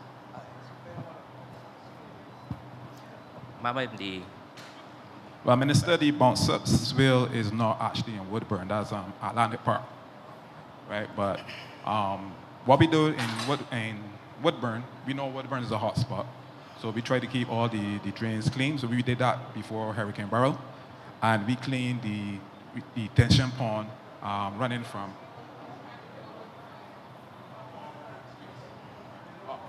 Okay, and we cleaned the retention pond at the back of Woodburn. And the well at the back of Woodburn in preparation of Hurricane Beryl. So all that work was done. In the long term now, I know Charles was doing some studies about Woodburn. I will have to speak to Charles where that is. But that is where we are right now.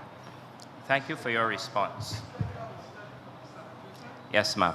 And this has credible data. And that has been submitted to the ministry? That's been submitted through the DEM, but we have a copy along with the petition here I would tonight. suggest DEM is not an executing agency, so I would suggest that you submit it to Ministry of Public Works, the Drainage Division, because as I said, it is not our intention to have flooding areas time after time after time. And at the end of the day, the engineers have to agree on what these solutions are, but in almost every one of these instances, the government is being called in to solve private sector problems where the profits have been privatized and the problems have been socialized. Yes, ma'am. Okay. Was this it? Yeah. The drainage DEM person is saying what?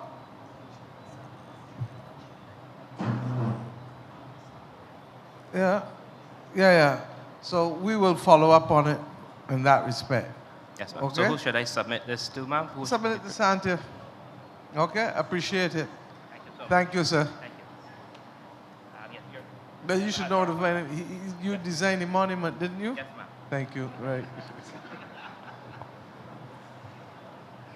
Who's next? Trevor Lloyd, Woodmere Park, St. Philip. Organic Representative, you have been doing a very great job, Ms. Kim McConney. I'm here not only to back up on Woodburn, but mainly I'm a minibus operator who play my trade on the St. Philip Bayfield every single day. One of our main issues is the farm road issue. I'm there up to last week, 2 weeks ago. I driving a young lady heading to outpatient here at the St. Philip District Hospital. The pharmacy, pregnant lady. And I had to drop my speed to 20 kilometers an hour.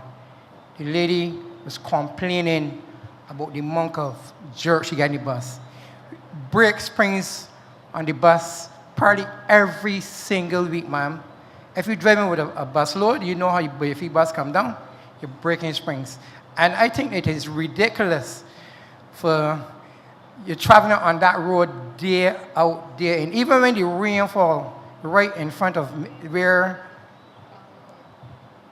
on the St. Congo Road, right where the Merryman House located, all there flat out. You can't, you gotta drop, you gotta come right down with your bus. So this is that we need to look at very serious in the St. Philip area, right? Because it is hard to see that you playing a trade on the road and you breaking springs, you mashing up your bushings every single day, right? Another thing I want to mention about the TAP buses. There are TAP buses that are playing the route, leaving from Bridgetown, going to Savannah, Ebenezer, wherever, and they are not competing the routes. We are competing now with the buses that leaving from the Bridgetown terminal and cutting across, straight across by Tree Houses Park and come on to Bayfield, which causes a challenge. Even the Castle buses. The Castle buses, when they go to Castle, they sit down in Bailey's Yard, or Bayfield bus come in, and they fling straight in front of you, right? I've called many, many times to Transport Authority, called Linda Holder, called everybody down there, 'cause I got numbers on my phone like crazy. And nothing is being done. But have you provided the numbers of the vehicles? Ma'am, we providing numbers 24/7. Numbers get like them to 37. me. I Get get them two to numbers: me. 375, 374, right? I give you all the numbers. I got a whole book here with all the numbers in it because, Mr. Ray too, I document everything, right? So it is hard when you can say that the TAP buses providing service, they're doing streamings every day. So that's the reason why there's so much chaos with the vans and the TAP buses. I heard Blady mention earlier that they're not picking up old people. Yes, it's true. Many days when the TAP bus student, he running from you, you gotta stop and pick up that old lady. And the old lady ain't gonna sing. I don't have a fare box in my bus. I work by myself most of the times. So I gotta end up now taking that old lady down the 6 rows. And they can wait for me when they came back up. Some old ladies, you at the 6 rows junction there, they're waiting for you long hours because the TAP man say, well, I want money today. It's ridiculous, Miss Minister, right? Another thing I can mention about Woodburn Park. And the residents behind me, they can stand and tell you, Ms. K. McConney, even when John King was there before, they could two-street and playing. We have been paying our money to get bobcats and tractors come in to clear land that belongs to Chapel Plantation. Up to today, I call Mr. Craig, Mr. Mason. I know they tell me, man, they ain't got no resources. And all the rats and the illegal dumpers and people robbing our houses and running the bushes. So we tired with it. We tired spending our monies, to clear somebody's land that we go safeguard our houses. We push back almost 40 feet from our house because I'm in the back. And every flood water comes through, it comes to us, right? I hear some truck doing some work here. I don't know if it's drainage. I'm no party DO for St. Philip West. I'm very proud. My DO office is right here. And Natasha with 2-3 and playing. I'm passionate. When I move into Woodburn, I'm the person who formed the Woodburn Park community because over 40 years and nothing to do. Roads in Woodburn, they're like, when care come my features go a Parish can walk in on tilts because we are very hurtful to see that. The Prime Minister said about private developments, but we can't work private. People in there for over 40 years. Over 40 years. Mr. Trevor and Marcia Marshall have been there for 40 years, and nothing has been done to Woodburn. Thank you very much. Thank you, sir. Just to say that many of the concerns you've raised, we've already said earlier, are actually being addressed. So the Congo Road, I would have mentioned that as one of the roads under the CAF programs, and the design would have closed for that today in terms of the tender. So you can expect in the coming months that we will be able to announce shortly that rehabilitation of that road will actually start. And I would have mentioned before on the tap operators that we have heard you loud and clear in terms of the challenges we are having there, and we intend to have a meeting with them and to review the actual contracts for the tap operators as well. So I think we are in the process of addressing a number of the concerns that you've raised, all right? But thank you very much. Who's next?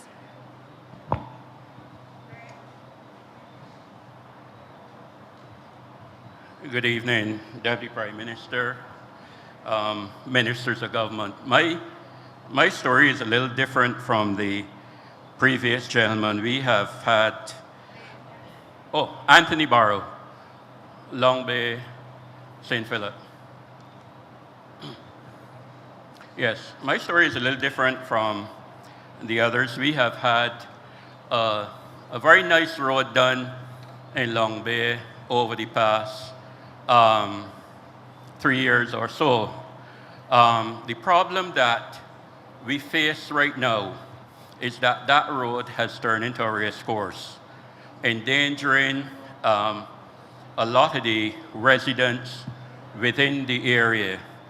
I had the unfortunate job just a couple of months ago of being called out at 2:30 to identify I don't want to say the remains, but the parts of a young man that was hit and run in the district. Prior to that, another young man was struck. And in both instances, there were hit and run. I must admit that the minister has been with us, Mr. Weir has been with us right through the whole process, so I want to thank him. But the process in getting some signage in the area, I know that we cannot put humps because it's a main area. But added to that is the fact that we now have Sam Norris Castle, which add to the volume of traffic passing through the district. And what is not realized by people coming to that district is that there are about 15 feeder roads into that main roads, all of them, most of them in bad condition, which need to be mill and paved. So in a lot of situations, you don't realize that you are in the road. You have to more or less drive into the road with cars moving at 80, 90 miles an hour before you can actually know what is going on. So it is a road that needs serious attention. As I said, we just before the death of Mr. Trudeau, he had a meeting with a few of us, and he said that something have to be done because he himself almost lose his life in walking across there. It is that bad. And like I said, unless you are driving across it where you can actually see the danger, it can go unpassed.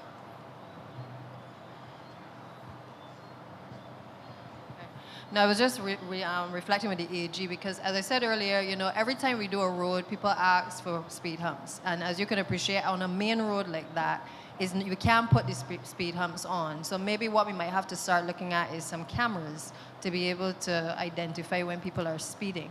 But again, my appeal would still be to Bajans to slow down, to take your time, make sure that you have enough time to get to your destination. Because you could, as you are seeing, and we're all seeing, it is costing people their lives as well. Yes. We are dealing, Minister, with all due respect, with a different breed of persons. If you go over to Emerald City, there are two things there right by the bank where they tell for disabled persons. And this might shock you. I was in the line to go to the bank teller. Not that I got a lot of money on the bank, but pay a few bills. And a young lady came and parking in her, what do you call it, the thing that I run in, the jogging suits. And I said, but ma'am, look, a disabled person is coming right behind you. That is for parking. She said, yes, if the older they're going dead. That is some of the mentality that we have up there. So we have to put things in place to ensure that people comply. Gone are the days where people will say, well, there's an old person, they get up off the bus and give them a seat. Or people have changed. And of such, I think it is important that the necessary things be done. I would suggest, first of all, for Long Bay, some signage, giving the police the power to report more often, and then we can have cameras. We don't have sidewalks, and I don't think practical to put a lot of sidewalks. But I think that an investigation needs to be carried out as to how you can save lives. Because when I was there the night and I had to go and identify him, and then that knock on the home of the family to tell someone that your loved one is down there in about 10 different pieces was the hardest thing I had to ever face. So that is why I said, I really have to bring this up. Well, thank you for raising it, sir. As I said, we can certainly explore the signage as well. But again, I hear you on that Bajans have changed, but Bajans need to get back to their basics, because these are all the principles that we grew up with. You got to look out for your neighbor. You can't be driving recklessly and expect that people will not lose their lives in the process. And I think as leaders, we have to keep reinforcing those messages as well. We can't just say, the good old days are gone and we're going to allow people to just die senselessly. So I think we do have to take a stand and keep calling out people and calling out the nonsense when we see it. We cannot, as a government, keep putting, speed humps on roads. We cannot keep, the cost of doing a road and then putting cameras along all of our roads is too costly. And I think we have to meet each other halfway. Where it is necessary to do it on certain roads, we can do it. But equally, Bajans also need to step up as well and take some responsibility also. Yes. And finally, very shortly, the Prime Minister was not in her seat, but I do want to thank her for being persistent in getting Sam Lord's Castle back in operation. It has provided opportunities and employment for a lot of young people in the area. And on behalf of them, Madam Prime Minister, I want to thank you. Thank you, but I will also be fair. It was started under the last government, but we made sure it was finished.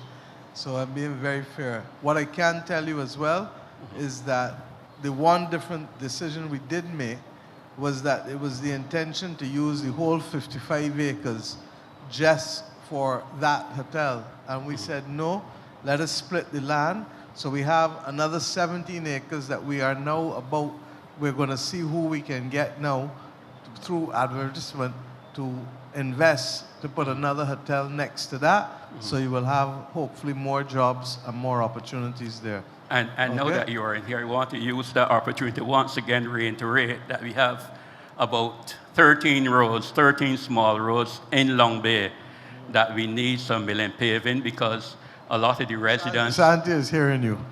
You're hearing me? Oh, thank you very much. That we need some milling paving done to alleviate them walking with 2 and 3 shoes. Right, both of you are hearing me. Thank you very much. Thank you. I do want to reinforce Santia's point about the speeding. The truth is that there are some things that we just need to have a frank conversation on as a family. And the people of Barbados are a family. And a driver's license, potentially, or a person behind a car, because not everybody got a driver's license, is effectively handling a weapon of mass destruction.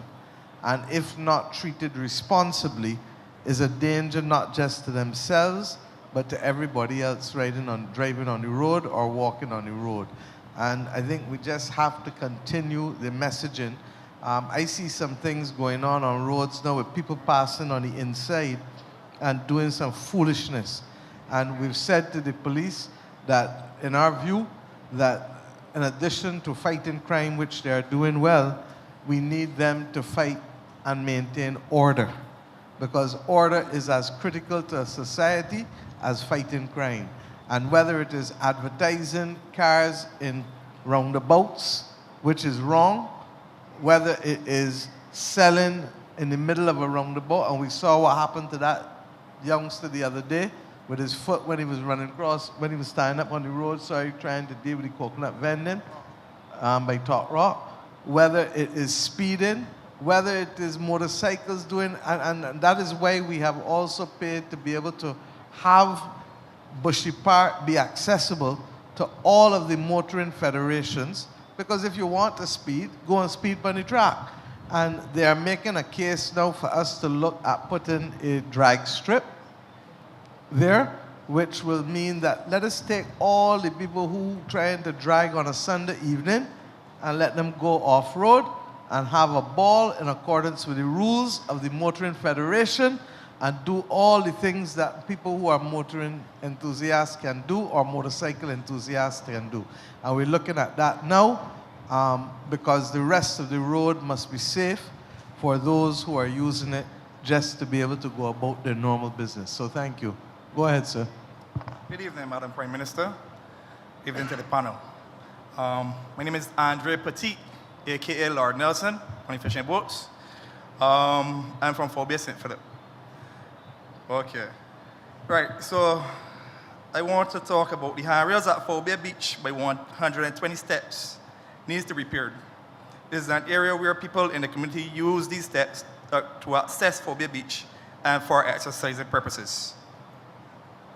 We also need an access road built in my area of Phobia St. Philip, opposite Sergeant's Park, because when the rain falls, it's hard to get out, and we need access road in case of an emergency for the ambulance to get in and out. The next point,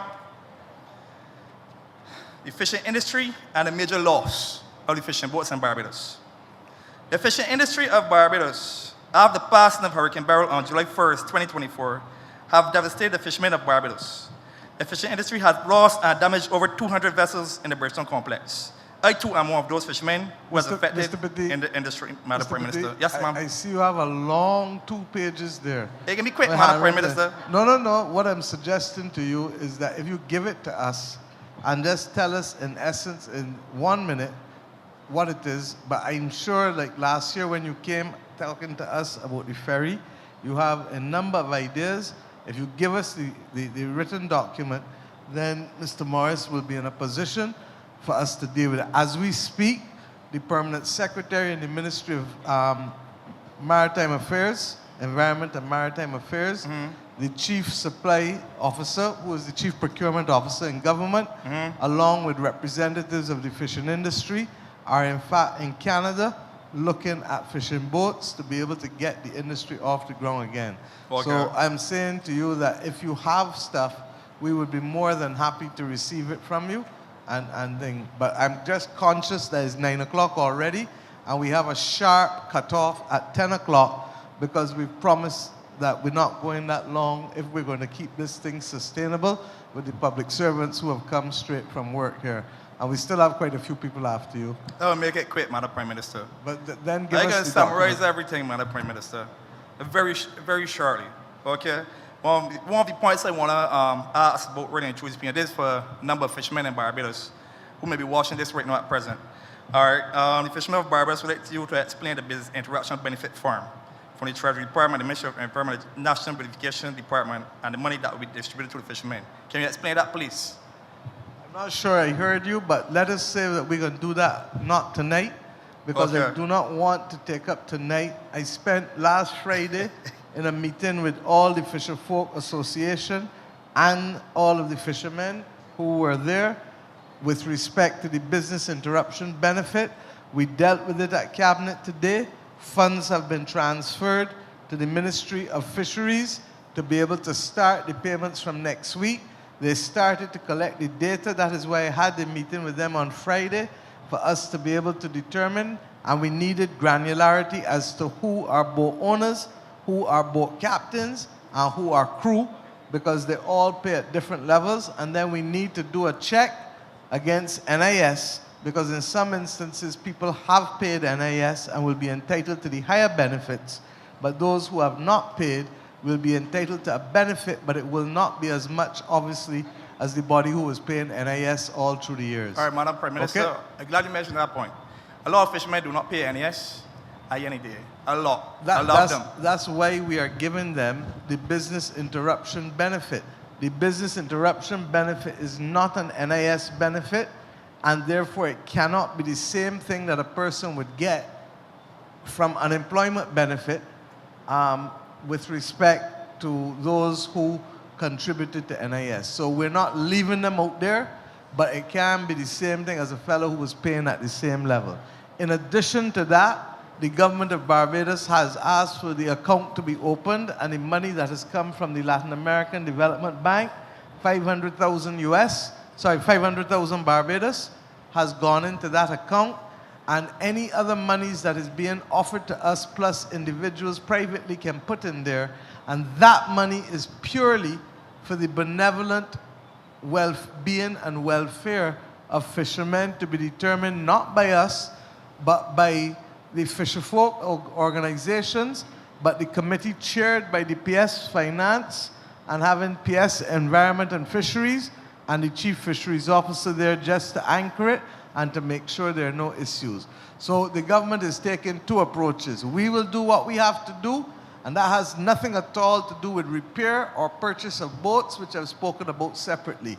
But equally, we've said that any monies that were donated to us for Hurricane Beryl, rather than the government put it in the consolidated fund, we put it in the benevolent fund for fisherfolk so that they can get through. Because even though some of them did not pay NIS, we understand the scale of the problem, the number of families affected, and we understand, therefore, that if we don't do something to fill the breach, not only will we deprive Barbadians of fresh fish, although I must tell you that I learned, to my surprise, that a lot of the fish that we eat in this country is already imported and not necessarily fresh.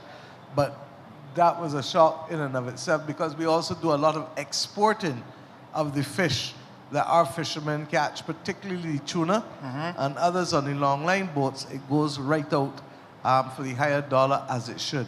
So we hear you.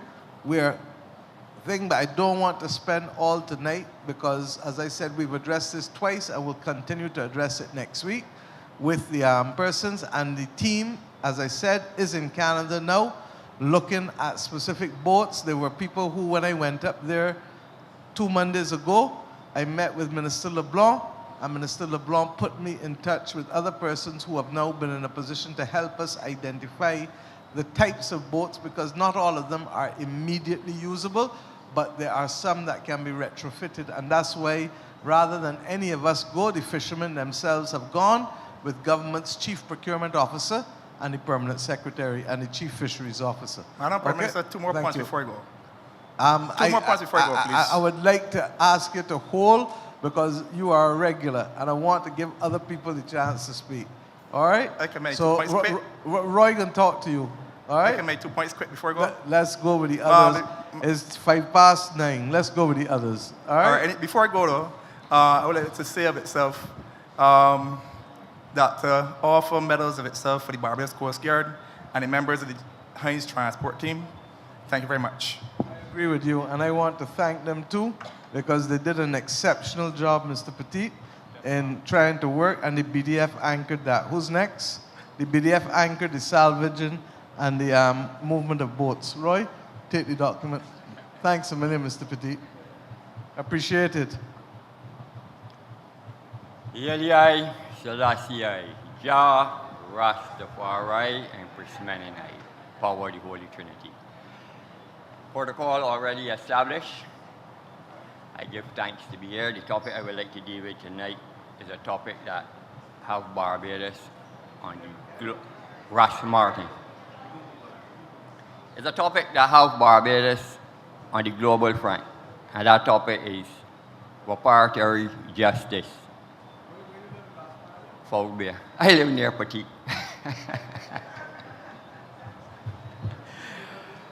Yeah, you know, reparatory justice. I don't speak just for my constituency or thing. I speak for my community, and that goes for throughout the island. The ganja industry, the BCL, BMCL here, a lot of people might not agree with starting the industry out of that. A lot of people see that as a negative. But we know, and you all know, that is a positive. And it's more so a positive for my community.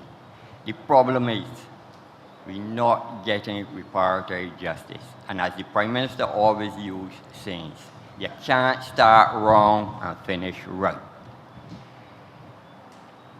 There is a lot that has been done.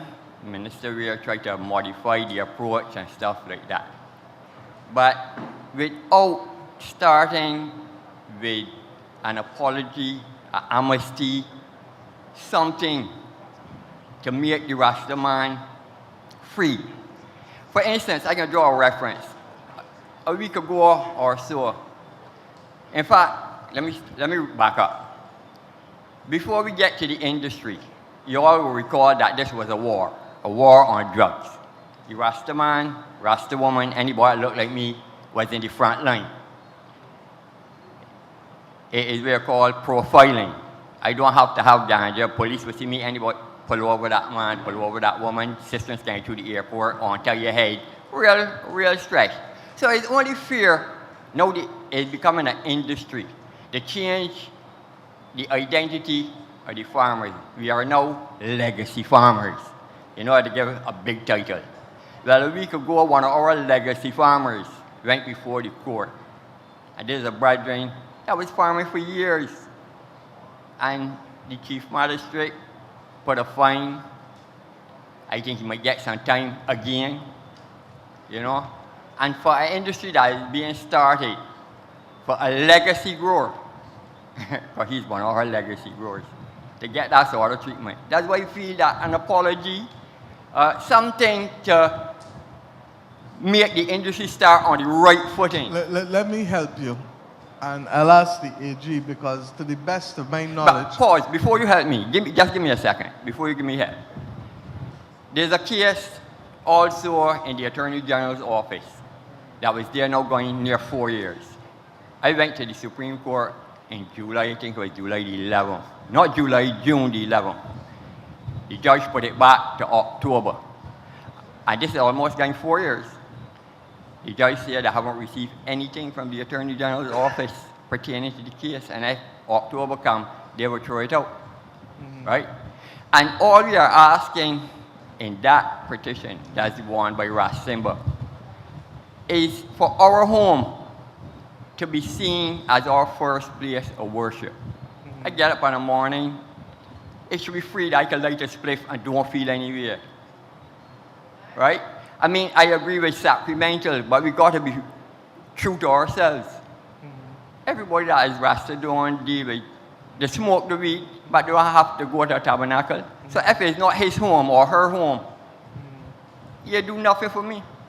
I think we have, look, I think most people know how I feel about it. But I think we have to have a full conversation across the country. And we have been very sensitive to the fact that on these issues, there has to be some things that have full conversation.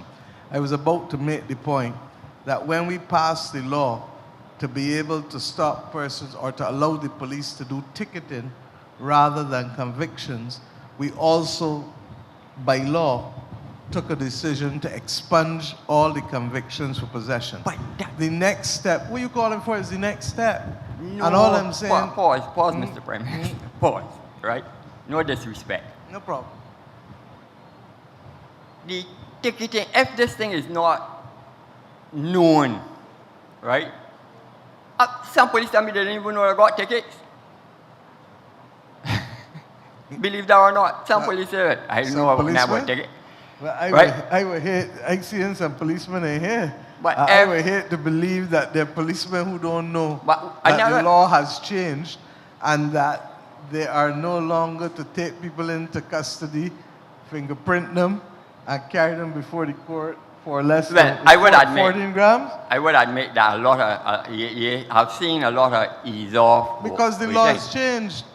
The law has changed. By in writing or by word of mouth? No, in writing, Skipper, the law, L-A-W, law. Okay. You understand? Act of Parliament. But let me finish the point, because I don't think others understood that those who have convictions for possession of less than 14 grams, those convictions are fully expunged. Okay, so they can be used against anybody. Now, where I am sympathetic and have always been, and it is not a simple issue, and if you look at other countries in the world, they're trying to come to grips with it, is that you're effectively saying that this amount is legal for possession, but this amount is illegal for trafficking and supply. And at some point, the system is going to butt up itself, because effectively, yes, you may be saying to people that they should only grow, and most countries have what, 5 plants, AG, that they're allowed to grow? How much do we have? We don't have none yet, so we ain't gone there yet, and I thought you were coming to make that point. But no, I'm getting there. I'm getting there. But what I'm saying is that, honestly, we need to have a full conversation, because when we did the ticketing, we were also aware that a large amount of the time, a large amount of the time of police was spent being able to process people for small amounts of marijuana. And we felt that police should be focused on dealing with fundamental crime and matters pertaining to violence in particular.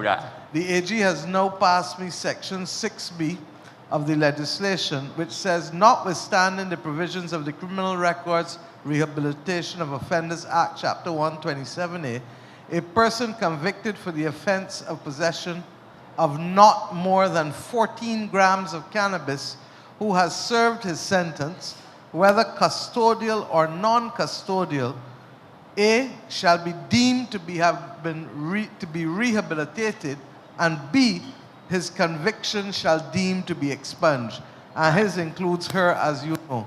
So the bottom line is the Drug Abuse Prevention and Control Act 2021 deals with that. Okay. So that's why I thought, because the first one, we dealt with medicinal cannabis, we dealt with sacramental cannabis. I hear your point, and I hear about the case that is in the AG's chambers, and he will have to speak to that, I don't know.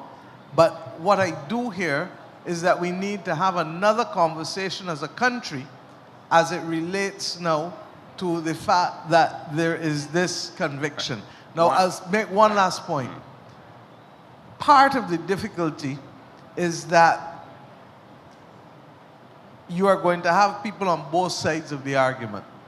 And we need to find an appropriate arena for the conversation over a period of time, because whether we like it or not, there will always be, according to the public health people, 6 to 8% of people who will become addicted to some substance. And the substance could be alcohol, it could even be flour, it could even be sweeties. Do you understand what I'm telling you? No, I'm serious. Yeah. But Sir Richard Haynes was the first person who forced and asked me to go and read on these things some time back. And what we have to make a determination of is whether the disrespect of the law is not a greater undermining of the integrity of social cohesion in the society, rather than treating to this as a public health problem, which we already have with people addicted to other substances, be it sugar, be it alcohol, be it smoking cigarettes, be it marijuana or other drugs. So I hear you, and I simply say that this is a matter that needs a multidimensional conversation for the last track that we have not covered. And we are the first to admit we haven't covered this track yet, but we need to hear from the police, we need to hear from those families. And my understanding that I hear from public health specialists is that teenagers in particular who have not fully developed is where the greatest injury can happen. It's true. You understand? And what I want to say, and you hear me say it the other day when I launched the football tournament, that I don't know of any athlete, I don't know of any child, any teenager that should be smoking and drinking at 12, 13, 14, 15, 16, 17. You understand? Because quite frankly, especially since a lot of them want to play sports, how you can play sports and doing all the things that run counter to your body being fit enough for you to do those things? And as a community, we need to be able to say that there are certain things that are for adults. You remember when I was a child, you know you couldn't drink coffee? You know, as a child, I was not allowed by my parents or grandparents to drink coffee. You understand? Because we were told that that is not for children. You had to drink Milo, hot chocolate, or tea, Ovaltine, anything so, but not coffee. And all I'm saying is, I go back to Santia's point just now. There are some things that we in society got to be able to accept responsibility for. Taking your children and grounding them in religious instruction, be it the church, the mosque, the temple, whatever it is, you got to do it. Because if they don't know wrong from right, they can't even spell the difference between wrong and right. Because they don't know whether W-R-O-N-G is R-I-G-H-T. You understand? Secondly, we need to be able to deal with them. And I spoke about this 2 Mondays ago. There are certain hard conversations that you got to have as a family. And if you see people walking about with things that you know that you ain't get them, they're a teenager or a child, you know that they ain't got the money from where it come from. They can't be walking about with things that you know that you ain't get them, and you don't know how they can afford to have that. And if you're an adult and doing it, well, don't close your eye to how you think you get it. Because invariably, nothing in life is a free lunch. You understand?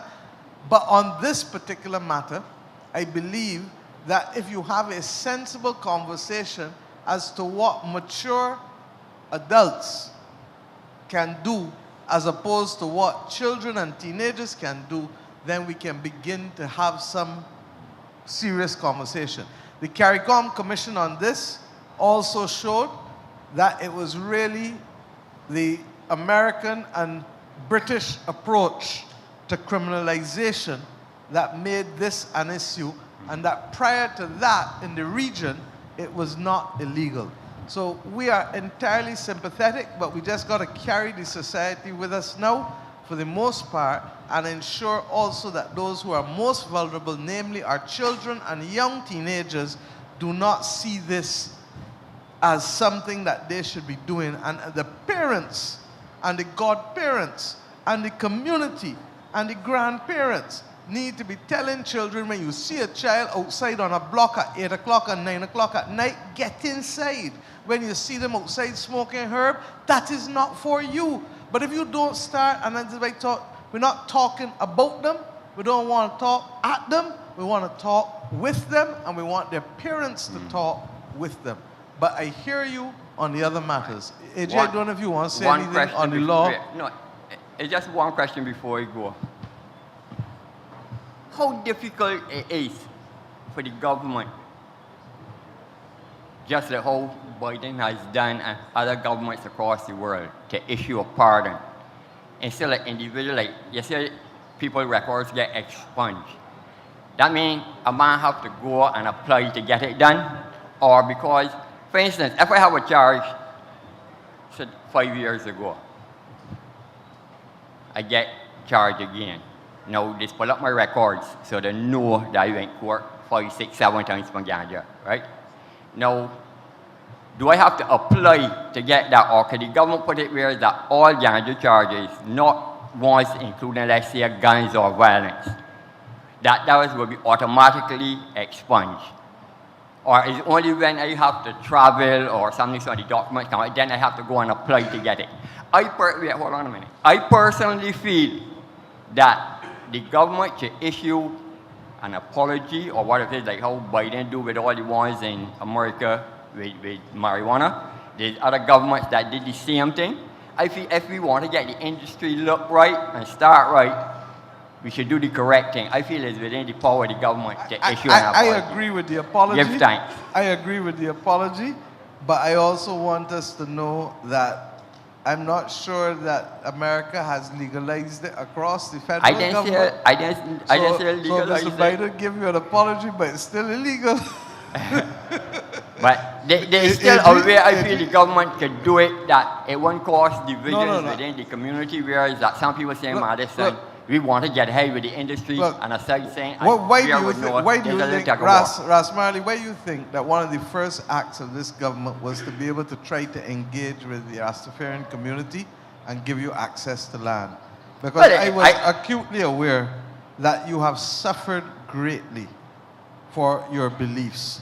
And I felt that the government, even before we got to medicinal cannabis in there, that we should give access to land. We really appreciate that. And I want to continue to do it. It's so long as y'all organize yourselves, we will work with you, just as we will work with you on the medicinal cannabis. But let the AG answer your point about the pardon and the expungement, please. A pardon is something different than expungement, so we can concede that. But an expungement, based on our consultation, was what was needed to be done in this case, and it puts the person who would have been convicted in really the same position. Parliament can do this. Parliament said that you are deemed to have your record expunged, so nobody has to issue with any letter. You don't have to apply for anything. The moment that law was passed, you no longer have a criminal record in respect of those charges. So that's I'm not a lawyer, so you give me some I'm happy to clarification. explain it. In respect of the case with Ras Simba, if you go for police statement of character, whatever else might be on it, a conviction for having less than 14 grams of cannabis will not be on it. It might have on everything else, but that charge will not be on it. Yeah. Ever got a half ounce? Let's say an ounce. Anything under 14 grams, Chief. I can't. That's the law. So as it stands right now, an ounce is over 14 grams. I'm happy for you that clarification because I can tell you. You want to play tricks with me? No, you can send me now to Google it to find out if 14 grams is more or less than a half ounce is 14 grams. Thank you. An ounce is 28 grams. The Prime Minister Google it. Right, so if you have an ounce, then I'm afraid this provision does not apply to you. So you would not get a ticket. So those provisions will not apply to you. And the benefit that we've given those individuals would not apply to you. How about the brethren that was in prison for more than that? Let's say for trafficking. What is the position? The men that planting. Those things remain criminal offenses, punishable on indictment. So that means the legacy farmers is a criminal. No, sir. I don't know. I'm not sure even with legacy farmers. If we're now talking about who is a legacy farmer? The medicinal cannabis, then that's a different story. If you're talking about fellows who currently growing ganja, right? The legacy farmers. But that's a new title. Well, the law doesn't recognize legacy farmers. The law doesn't recognize them. Well, that's good. Right. Okay. Give thanks. You need to make that case, Ras, and that's the point. I thought you were making the case for the broader movement of the next step. And I've taken that to be able to say that the country needs to have the discussion. But I've told you what my concern is about teenagers and young kids. And subject to that, we can have the conversation. Okay? Who's next? That's it?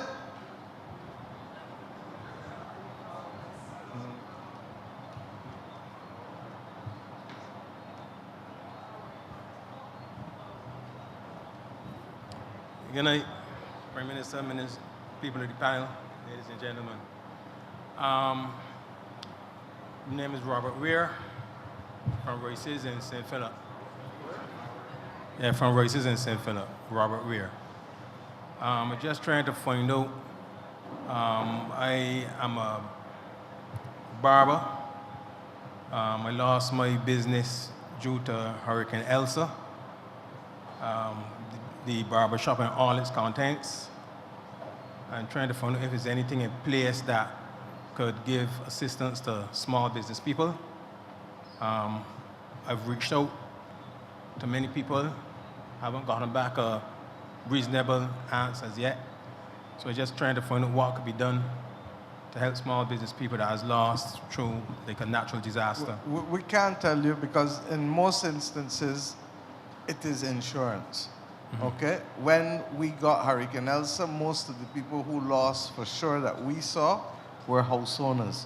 I was not aware of any business owners.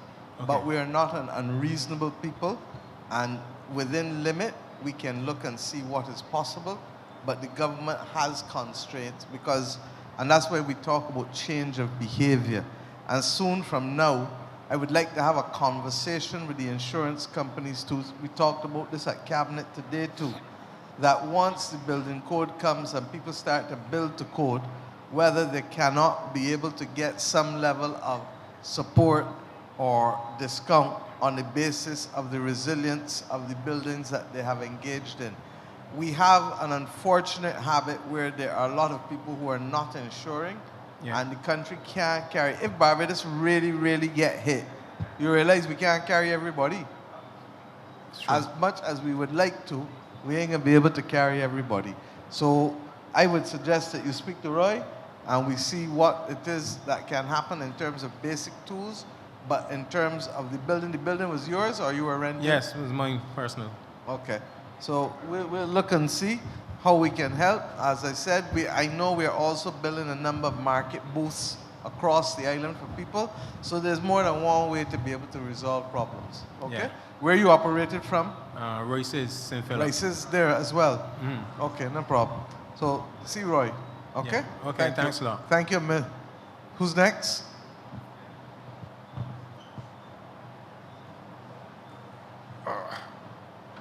Good evening, Prime Minister and members of Cabinet.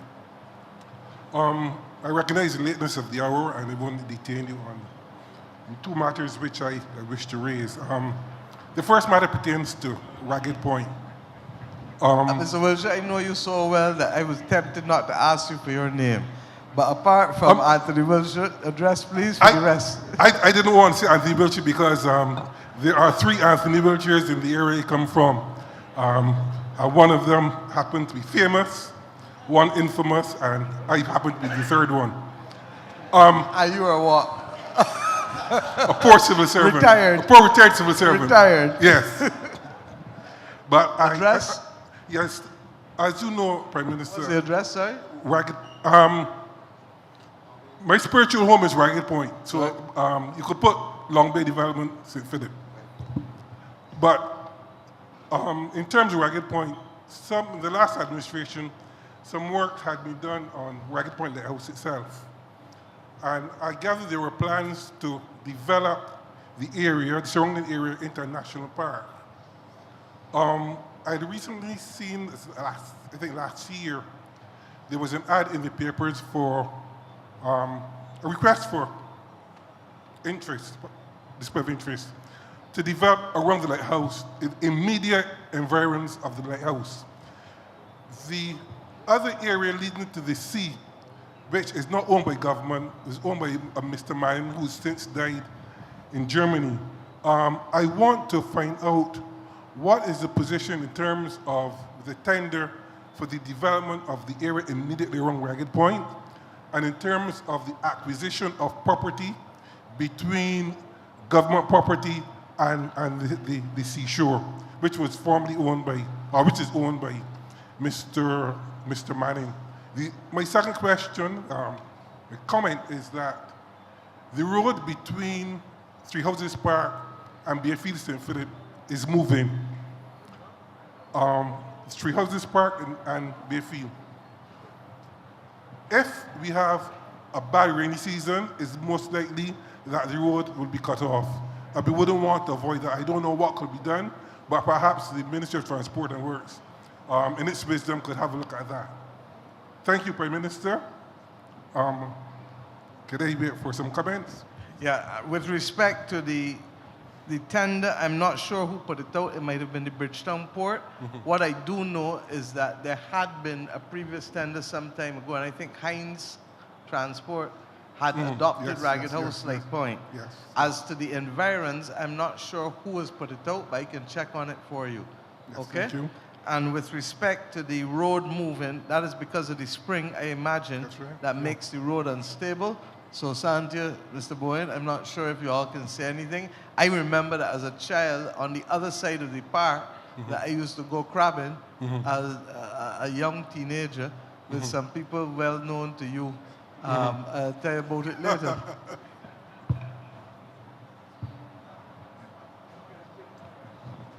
Just one quick Who's point. going to speak to this with the water and 3 houses to Bayfield? Yeah, Prime Minister, I just wanted to thank you on behalf of St. Catherine's Club for the funds advanced by the Arts and Sports Promotion Fund to assist us in putting on the guttering at St. Catherine's and laying some pipes, over 2,000 feet of pipe from 3 houses spring to the club. Climate change has affected us at the club in a very, very, very severe manner. And it's going to be impossible to play cricket between January and May or June in the future unless we have a reliable source of water. So I thank you on behalf of the club for that. I am disappointed that you saw fit to disapprove the additional 5,000 which I had asked for, but I know that you are kind-hearted soul like you will reconsider if I put up another I'm case sure. for the 5,000. Once the evidential burden is met, of course. Thank you, President. Please. Yes, please. Good afternoon. My name is Cameron Smith. I'm the senior tech for St. Philip, Parish Church, St. George, and St. John.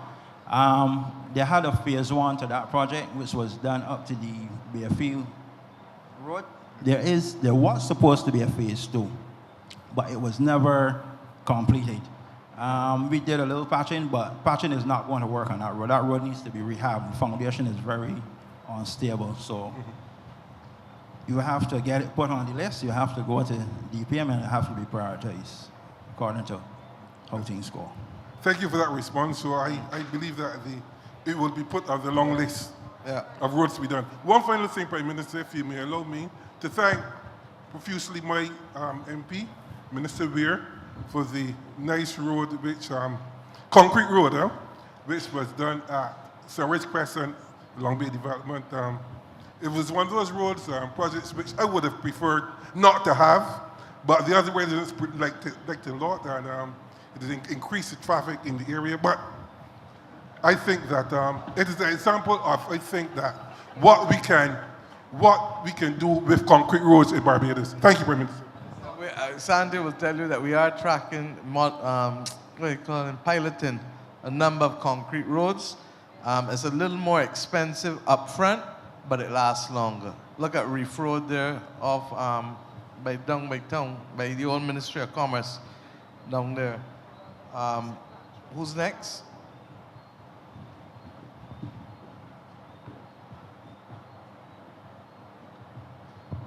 Know this because I'm a 4'11". Hi, how are you? Good evening, all everyone. Prime Minister and the Cabinet, the ministers. I'm here. My name is Valerie. I think I'll say my name again. My name is, everyone knows me. And address. My name is Valerie Suzette Jean-Marie. I am a Bayesian by descent, according to my citizenship. But according to the law, I'm actually Bayesian. I was born in 1965 in London. My father's Bayesian, and the Constitution says that I'm Bayesian, not Bayesian by descent, as I formerly called myself. I now know, I'm reading the Constitution, and I now know that I'm actually Bayesian, and I'm proud to be Bayesian. I came to Barbados. I'm not going to go into it. What was the address, Valerie? I regard myself as a displaced person from Bel Air. From Bel Air. Which one? Bel Air and Crane. St. Philip. Displaced. And I'm not, you know, I'm always diplomatic when I come to these forums. And I hope I shall continue to be diplomatic. But suffice to say, I came to Barbados to bury my dad. And there's been many, many anomalies and malfeasances surrounding his passing and the transfer of his estate. Now, I know that you all know me as with many heads, some controversial, you know, the march for the vaccination and 5,000 plus strong. Yes, I'm one of the female founders of that march. And you all will also know me as a musician and as a tutor at Christ Church. And our children did very well. Miss K, is this Miss K? Our children did very well, okay? I had some children come to me and we helped them with their numeracy, etc., etc. There's a hat that you may not know that I have. You may. I have tried to reach the Attorney General to let him know, but I've managed to reach the Auditor General to let him know of a very special hat that I hold in Barbados. There's an organization called the Association of Certified Fraud Examiners. And it's a global organization. And I am actually, and I'm not too sure whether you're aware of this, man, but I'm going to tell you now. I am actually the interim president of the Association of Certified Fraud Examiners for Barbados. The interim president of the Association of Certified Fraud Examiners for Barbados. It's a global organization, it's very big. Head office is in Texas. Barbados actually has 80 certified fraud examiners in Barbados, and I am their interim president. And I have been for quite some time. With all the things, all the controversial issues that's been happening with me, as you know, the imprisonment, etc., etc. Now, and I'm stating this because every time I come to these forums, I come with diplomacy. And I think that I need to step forward a bit more and say that although my introduction to the civics of Barbados was controversial and adverse, and it was a personal one, yes, and I agree that you shouldn't deal with personal issues, sub judice, blah, blah, blah, blah, blah. However, the fact that the parties involved in my situation, in my case, are actually public officers that are actually embedded in the police force, that are actually, and I hope I'm not being muted because I know that's happened to me before when I speak, but I'm being diplomatic, that they're actually part of the judiciary. I think that this matter that I've been enduring for the last 7 years, and that I myself and other returnees and other Bajans by descent are enduring, is actually in the public interest.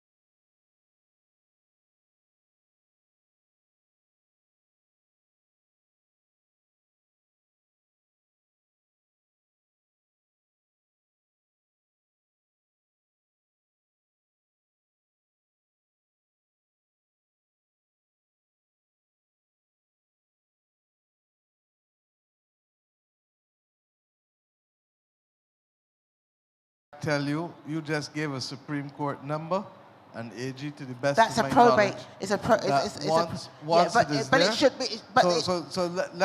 Let me just say that I can't take allegations against one side or another with a matter that is We sub have the judice. Perjury Act. You quoted the Perjury. You quoted Valerie, an act. Valerie, Yes, we please, have ma'am. given you a wide berth to speak here this evening. Yes, you have, I am ma'am. closing it off by telling you that I can't do anything publicly because as far as I know, your matter is before the courts. Not There so, are ma'am. 3 arms of government. Not so, Hold ma'am. on, just let me finish, please. There are 3 arms of government. Indeed. The legislature, Yes. the executive, and Absolutely. the judiciary. Absolutely. Once the matters were put before the judiciary, it completely removes it from the rest of In the normal other 2 circumstances, but if it is Hold the, on, I the want to judiciary say- that are at fault, they were named as with all- pallbearers at my with father's all due funeral. respect, even if it is a member of the executive, the judiciary, the parliament, they are all subject to the law. Absolutely, Okay? I agree. They are all subject to the So law. why would the police not look at my case hold then? on. With all due respect, if there is another matter pertaining to the police, that is why there is the Police Complaints Authority, AG. And, I can't hold reach on, them, and you let me know. finish. Not only that, there is also the Ombudsman. So I'd like to suggest that if you feel strongly aggrieved, that you write it down. And I can give you the assurance that the current Ombudsman has cleared the backlogs that existed there for years. And you have, to Okay, your, and you have hold on, invited and me. your case will not be the first case that accuses persons who are occupy positions of power, and in this country, they will all be held accountable. Thanking you. This is Okay? what I need to hear. All be held Thanking you. accountable. But what I cannot do is deliberate from this position as Prime Minister in a matter. I would never ask you to in do a this, matter ma'am. that involves an allegation and a counter defense or a counter suit I would or never, whatever. I would never ask you to do that, ma'am.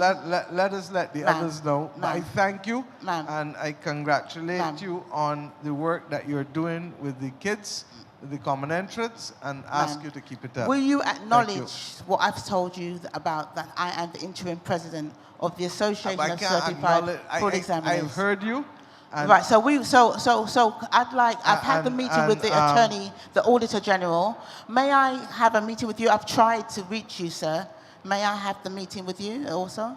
But I don't know. I have tried several times. And I'm saying that to ask him here and to put him on the spot, you all can write. He can write his office. And if he's available, he'll meet with you. I will come Okay? back in the week, in August, first week in August, and I'll try and make an appointment with you. Okay. And ma'am, finally, you promised to come down to the school, and you didn't come down. And I haven't seen any details, but if you remind Roy where they are, then I will try to come. Thank you. Come Okay? and see the children. But I've commended you on Thanking the you. work that you're doing this. Thank you let's so let's much move again. to the others. Thank you again. Thank you, my Thank you, dear. everyone. Who's next?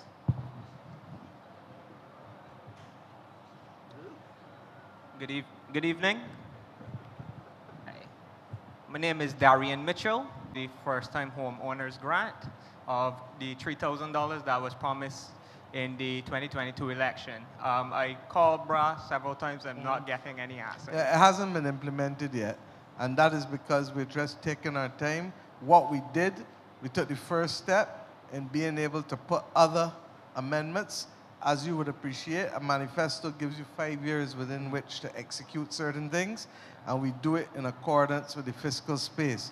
Part of the difficulty that we had, and we're trying to get the number of houses moving, and what we did was to cap the price of property so that invariably those people who are going for the home ownership, William, right now the price for those properties that we're doing in government is capped at $12 a square foot. Okay. And you would appreciate that that is significantly lower than the $20 and $25 a square foot that others were charging in the private sector. In my constituency, private sector charging $25 a square foot.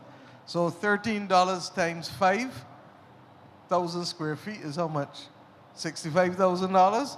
That's far more than the 5,000. So we have been putting our money first in trying to get the sites and services going.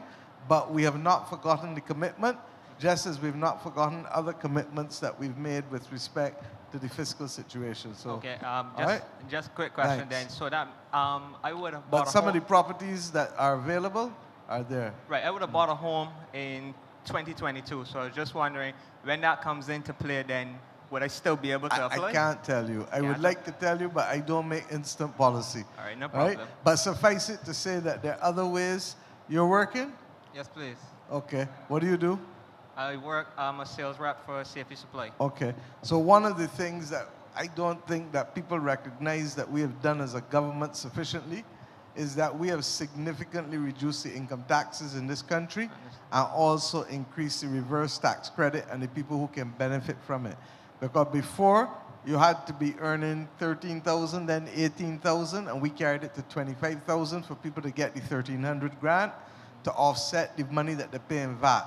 Similarly, you don't pay income tax for the first 25,000, and then between 25 and 35,000 a year, so long as we can afford it every year, we give you back what is known as a compensatory income credit. And for everybody over 35,000, we drop the income tax rate significantly in the country. So we've been able to hold it in spite of being in the IMF program, in spite of the COVID pandemic, in spite of the hurricanes and the freak storms and the ashfall and the hurricane again now, we've been able to hold it. I can't promise if the climate continue at the rate at which it is going, I can't always promise to hold it, but we're going to work our best to be able to hold it because we wanted to give back Bajans money in their pocket. Now, we do accept, as I said, that homeowners need some help, and that is why we're trying to deal with it first and foremost by keeping the price of land and services, because your land price is also influenced by the cost of putting in the roads and the water and all the other services. And we have kept it down by saying at the moment it should not go above $12. We've kept that position for the last 4 years. At some point, that 12 may go up marginally, but at this point, we've been able to hold it. So, but bear in mind your please. All right, thank you. Thank you, sir.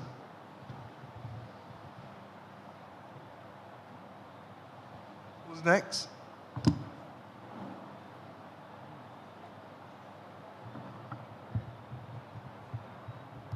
Good evening, everyone. My name is Peter Bradshaw, and I'm from Sanford. And I've noticed some very strange things going on in Sanford and Maps and Ruby in regards to land tax. I am starting to wonder if the people on agricultural lots are going to be penalized for using them for their intended purposes. It would appear that people that are buying agricultural lots and just using it as a large house spot will be taxed as a residential area, and the ones that are actually doing farming will be taxed as a commercial property. So my land tax will go from $320 to $4,500. How do I compete? My understanding is from the Revenue Authority that there were some issues where they literally have had mistakes with the assessment of some of the houses whose dwelling houses and rates were changed on agricultural lots. They are currently reviewing that now, and I think Sonia, the Revenue Commissioner, spoke to you as well too. So they are going through that. In addition to that, I am almost certain that there was an agricultural rebate. That Yes. there's a rebate for those who are genuinely farming. For 50%. Exactly. So instead of And $320, I would be paying $2,300. No. But what I'm saying is that is if there was not a mistake with what they've done with you. So I need to be able to find out, and I can't tell you that, but what I do know is that there was a mistake with the categorization with a number of properties with respect to moving them in the categories, and that the updated bills will be reissued by the authority to reflect the rates that would have been associated with the previous category. So suffice it to say, I can't speak to your individual issue, No, but I have just wondered spoken what sort of generically. time frame. Right, I've Because spoken unfortunately, generically. my but- house has been frozen by BRA. So I don't know what frozen means, but well, whatever I it can't is. sell it or use it as collateral because Yeah. I owe land tax. Right. So therefore, whatever it is, we will investigate it on an individual basis, but from a collective perspective, I've spoken to what the Revenue Authority has indicated to both Dr. Brown and to myself. Okay? Okay, so I can... So on the individual matter, then we can look, because I don't know what you mean by frozen. I can't imagine that it's frozen for 1 year, land taxes, and I can't imagine that they would put it... You can borrow or sell a property unless you can get a clearance from land tax saying you do not owe Right, land but the tax. point is that if they are issuing new bills, as has been communicated with me and others, and William, it was communicated with you too, then you have to wait and see, sir. But I can't tell you off the top of my head, because the one thing I do not do as a politician is get into people's tax businesses. I set tax policy. I do not execute tax bills, whether it is VAT or corporate tax or income tax or land tax. So I would suggest that you give us the information and we ask the Revenue Authority to address your matter individually. Yeah? And that way, any attempt or any perception of there being a freeze on your property can be removed. Okay? Thank you, sir. Who's next?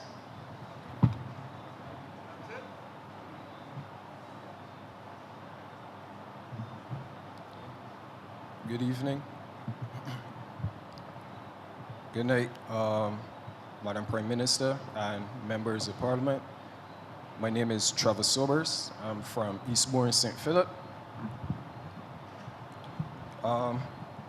This evening, I'm aware that tonight, St. Philip Speaks is mainly about St. Philip, or people would expect it to be about St. Philip.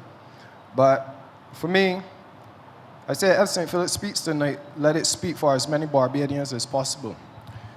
My concern regards the youth, especially in their education, labor, crime, and social care.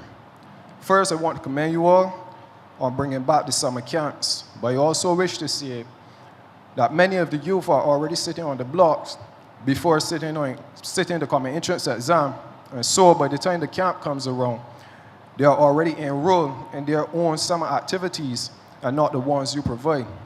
So while it may capture many, which I'm glad for, there are still one too many unaccounted for. Additionally, if we wish to achieve sustainable development, each individual must have an identity of what it means to be a proud Bajan, far beyond the crop over culture. As at worst the other day, I spoke with another young man who not too long finished school, but he had no clue the difference between the minister, the prime minister, or the president, and was headstrong in a debate with me that you, ma'am, are the president of Barbados. Hopefully for his sake and others, your request for us to pray for Barbados wouldn't mean that you are also a church minister as well. With that being said, we hold fast to our literacy rate, but reading and comprehension are two different things. Daily I see illiteracy in many forms, and if we have persons who are only aware that 1 + 1 = 2, and they want money just because it will give them access to instant gratification, that impulsive approach will potentially 9 times out of 10 lead to risky behavior as the answer and criminality as its remainder. This isn't partial to graduates nor dropouts alike, especially if faced with little resources and daily struggle. We have to address the fact that many Barbadians have an identity crisis, which often coincides with one's self-worth. I caught the van today, and the conductor told me to hold aside and step down the back of the bus. But before you know it, he saw some tourists, and he had a British accent. Then by the next stop, he was a Jamaican. And before you know it, he was a gunslinger in Trinidad and a ballistics expert regarding President Trump's assassination attack. These things need to change if the country is to have a future, not only built on pride alone, but industry as well. As we know, November is coming, but Christmas will be the topic before Grand Kaduma is here. For anyone living in St. Philip, we all know that 6 roads lead to one place or the other. and not even the bus is showing up on time to go toward Dodge Prison. Meanwhile, we are losing our best and brightest minds for our lack of hope. Geniuses don't only come from Queen's College, Madam Prime Minister. So we have to address every demographic wherever they are equally. I spend much of my time helping my community, and I could tell you for a fact, we need more access to practical opportunities like the Gateway program, which can teach a man to fish, and well, we welcome more job attachments in the event that we do pursue self-employment, similar to the guy the other day whose dream was to have a snow cone cart. We wish to avoid the nightmare of not knowing how to elevate our self-employment efforts, especially if we take your advice to then have children. I've never seen an 80-year-old nail technician, but I've seen persons who thought that they were business owners ending up being owned by their businesses and having to go pump gas at 40. I'm proposing that we have more social workers to connect with families within the communities and among the primary schools upward in order to bring structure, opportunities, and a reform mindset to Barbados as a whole. Things are tight and we need opportunities, even if it means employment overseas. This land is filled with skilled professionals who cannot afford to be exploited or neglected, and we don't wish for crime to become a viable career option. Upwards to yesterday, I received a few phone calls from persons being let go at the end of a year contract, which came through government efforts. And while I'm grateful persons had employment, it is concerning where their lives will be going as they return to life prior, with some now facing debt, plus the high cost of living and more responsibilities. I wouldn't want any opportunity that was intended to solve an issue be misinterpreted by anyone to believe that the government may be in the business of selling false hope. I've come here tonight hoping to gain some attention to the cracks in my community and others. Verdun House understands reform and rehabilitation to me better than anyone else. And a similar approach needs to be extended outward into the community before people qualify themselves into similar institutions. I see there's a trend at these meetings whenever people raise major concerns. Roads are always an issue. But if we don't do more to address the road that we are on, then the only road Barbados will be on will lead to hell. The last thing we need isn't for a person to feel in prison, but for them to expect and embrace abuse as a way of life by the hands of persons who say they care. All that does is create a vicious cycle as we attempt to take care of our own people. But first, we need to motivate and do better, take better care of our social care workers who wish to care for us as well. The crime and hostility is a symptom of being in a reactive state, and if we neglect the bond between the economy and the social element, then more welfare babies, prison walls, and gravestones will be created. St. Philip shares the sun with everyone across Barbados, and I'm willing to see these things addressed to make Barbados a better place.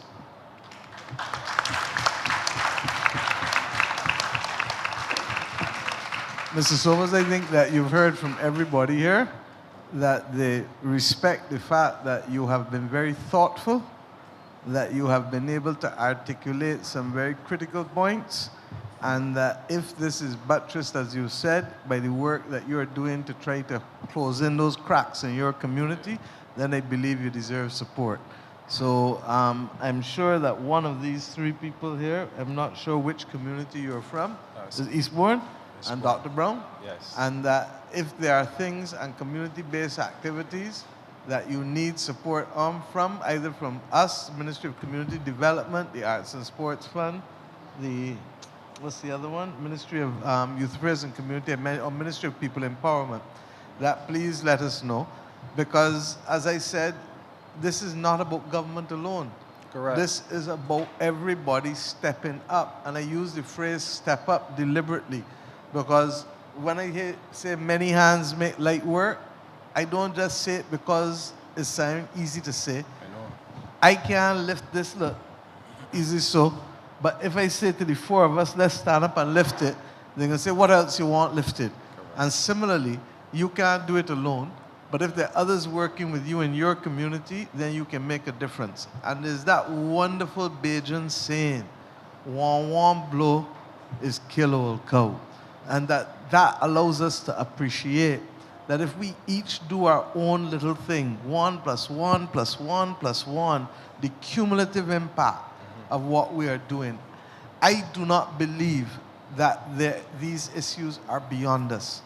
I strongly feel that if we try together, and we're not going to get everybody, but if the majority of us are moving in the same direction with the same purpose, then I believe that we can see appreciable progress and that we can save many, many, many people who are now falling through the cracks. One of the difficult things for me is that we have had to come to government at a time when we've had so many constraints on what we can do, particularly with what we inherited. We took on a debt that was up in $18 billion. We've been able to bring it down, but we've also been able to grow the economy so that you're seeing corresponding room month by month, year by year. When Beryl comes, Beryl can push us back so. You understand? But we do believe that if we can just stay the course, the things that I talked about tonight, like the grant money for the South Coast Sewage Treatment Project, how many people ever get the Barbados government grant money before? Santia, when you were Minister of Water, we got 40 million US, 80 million Barbados promised to us as grant money for Water Authority. This program is likely to give us a similar amount again. And there are other programs where we have gotten some grant funds. Mr. Wiltshire, you've been in government long. You ever see anybody give the government of Barbados grant money to that effect? Never.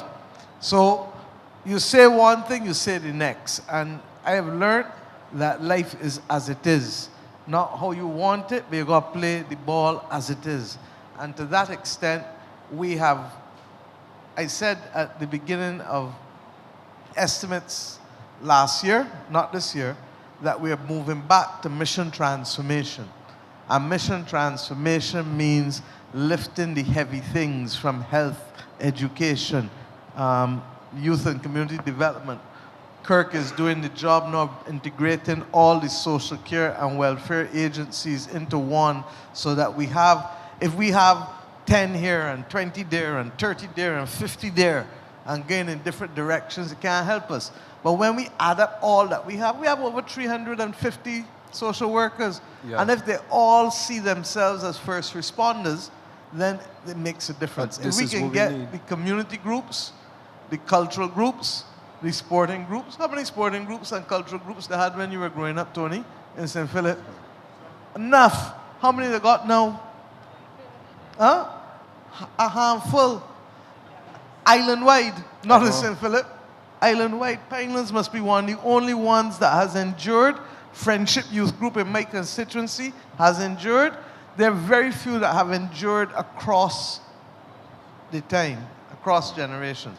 So if you and others, I got time for anybody who is going and putting together people in positive activity, from drumming. Santi, you got a program now with the stilt walking in your constituency. We've asked, and ironically, Dale, the police received a recommendation, not from us, but the police received a recommendation from the International Police Agency Service, that's what it's called, IPAS, that basically said, look, you're going to have to be able to use the Barbados Police Band also in community policing. Why? They're not going out there to hard talk. They are proficient in music, but they're also policemen, so that they cause people to understand that policemen are not Babylon or people that you must hate or throw out or reject. They're ordinary people who can work with you on other things and help make life better for you in a community. So I want to commend you, and I want to encourage you through your MP and others that if there are programs where you are seriously working at building community activity through cultural groups, sporting groups, community groups, you got us. And that is why Mr. Wiltshire was able to even reflect on the point of us helping with St. Catherine's Club, and there are other clubs across the country. We gave money last year through the Ministry of Sports because we also recognized that a number of the sporting clubs went through hell oh hell during COVID. They couldn't have fundraising events, they couldn't do a lot of things. And they're not necessarily back where they need to be, but a lot more are getting there, and we will continue to work with them. So thank you very much, Mr. Sobers. I look forward to your support. I look forward to working with you. Well done. Well said. I want to pass the mic now. Indar, you haven't had a chance and been able to speak. I don't know if you want to say something before we wrap up quickly. Then Kate and Sonia, and we just say thank you to everyone for a wonderful evening again. St. Philip gets all the time to allow us to wish you happy crop over because you are the parish that had more calypso tents than most at the beginning. Thank you, Prime Minister. I think we had a pretty good conversation with the people of St. Philip. I was particularly pleased to note that wise people came and expressed how they feel about situations taking place within St. Philip. A lot of people came with recommendations also, and that is always a good thing because as representative, certainly in my constituency, I seek to make sure that I can see, hear, and feel people. But at the end of the day, a lot of it is dependent on what people are asking us to deliver. Obviously, government's resources are stretched. We have to prioritize. And what I like tonight is a reasonable conversation that came with recommendations for us to see how we can make St. Philip better and to make the lives of the people of St. Philip better. I have a lot of time for Ras Martin. I think he's a very positive man. He brings a lot to the table, and I am confident that at some point in time, many of the things he raised will perhaps reach the point where they can be addressed. But as it is right now, government resources, we have to jostle with what we are doing, and we are doing our best to make sure we can accommodate and facilitate the wishes of the people of St. Philip. And I want to use this opportunity to thank all of you for coming out and for participating. It is much appreciated. Thank you, Prime Minister. I want to thank you and the team as well for being here in St. Philip. And after a long day in Cabinet, still managed to stay with us throughout the evening. Thank you, and may God bless all of you.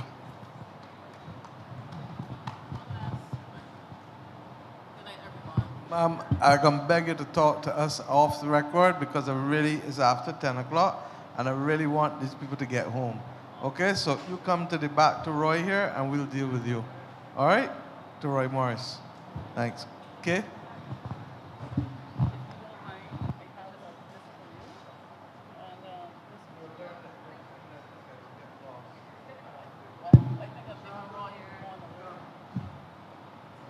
I just want to say thank you to all of you who came out and who have spent this long evening with us.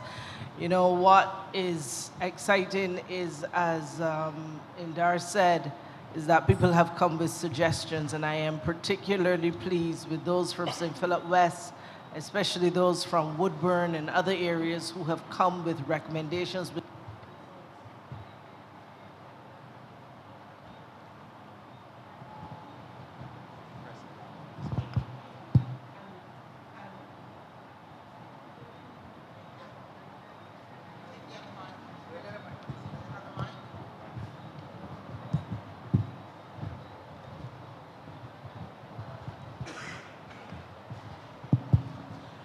And for the teams who are here, and I really want to take this opportunity to appeal for support for our district emergency organization.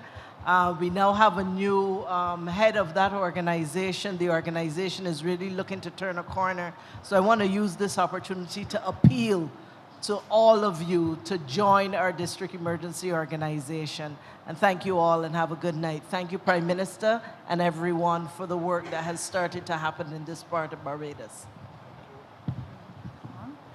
Good night again, everybody.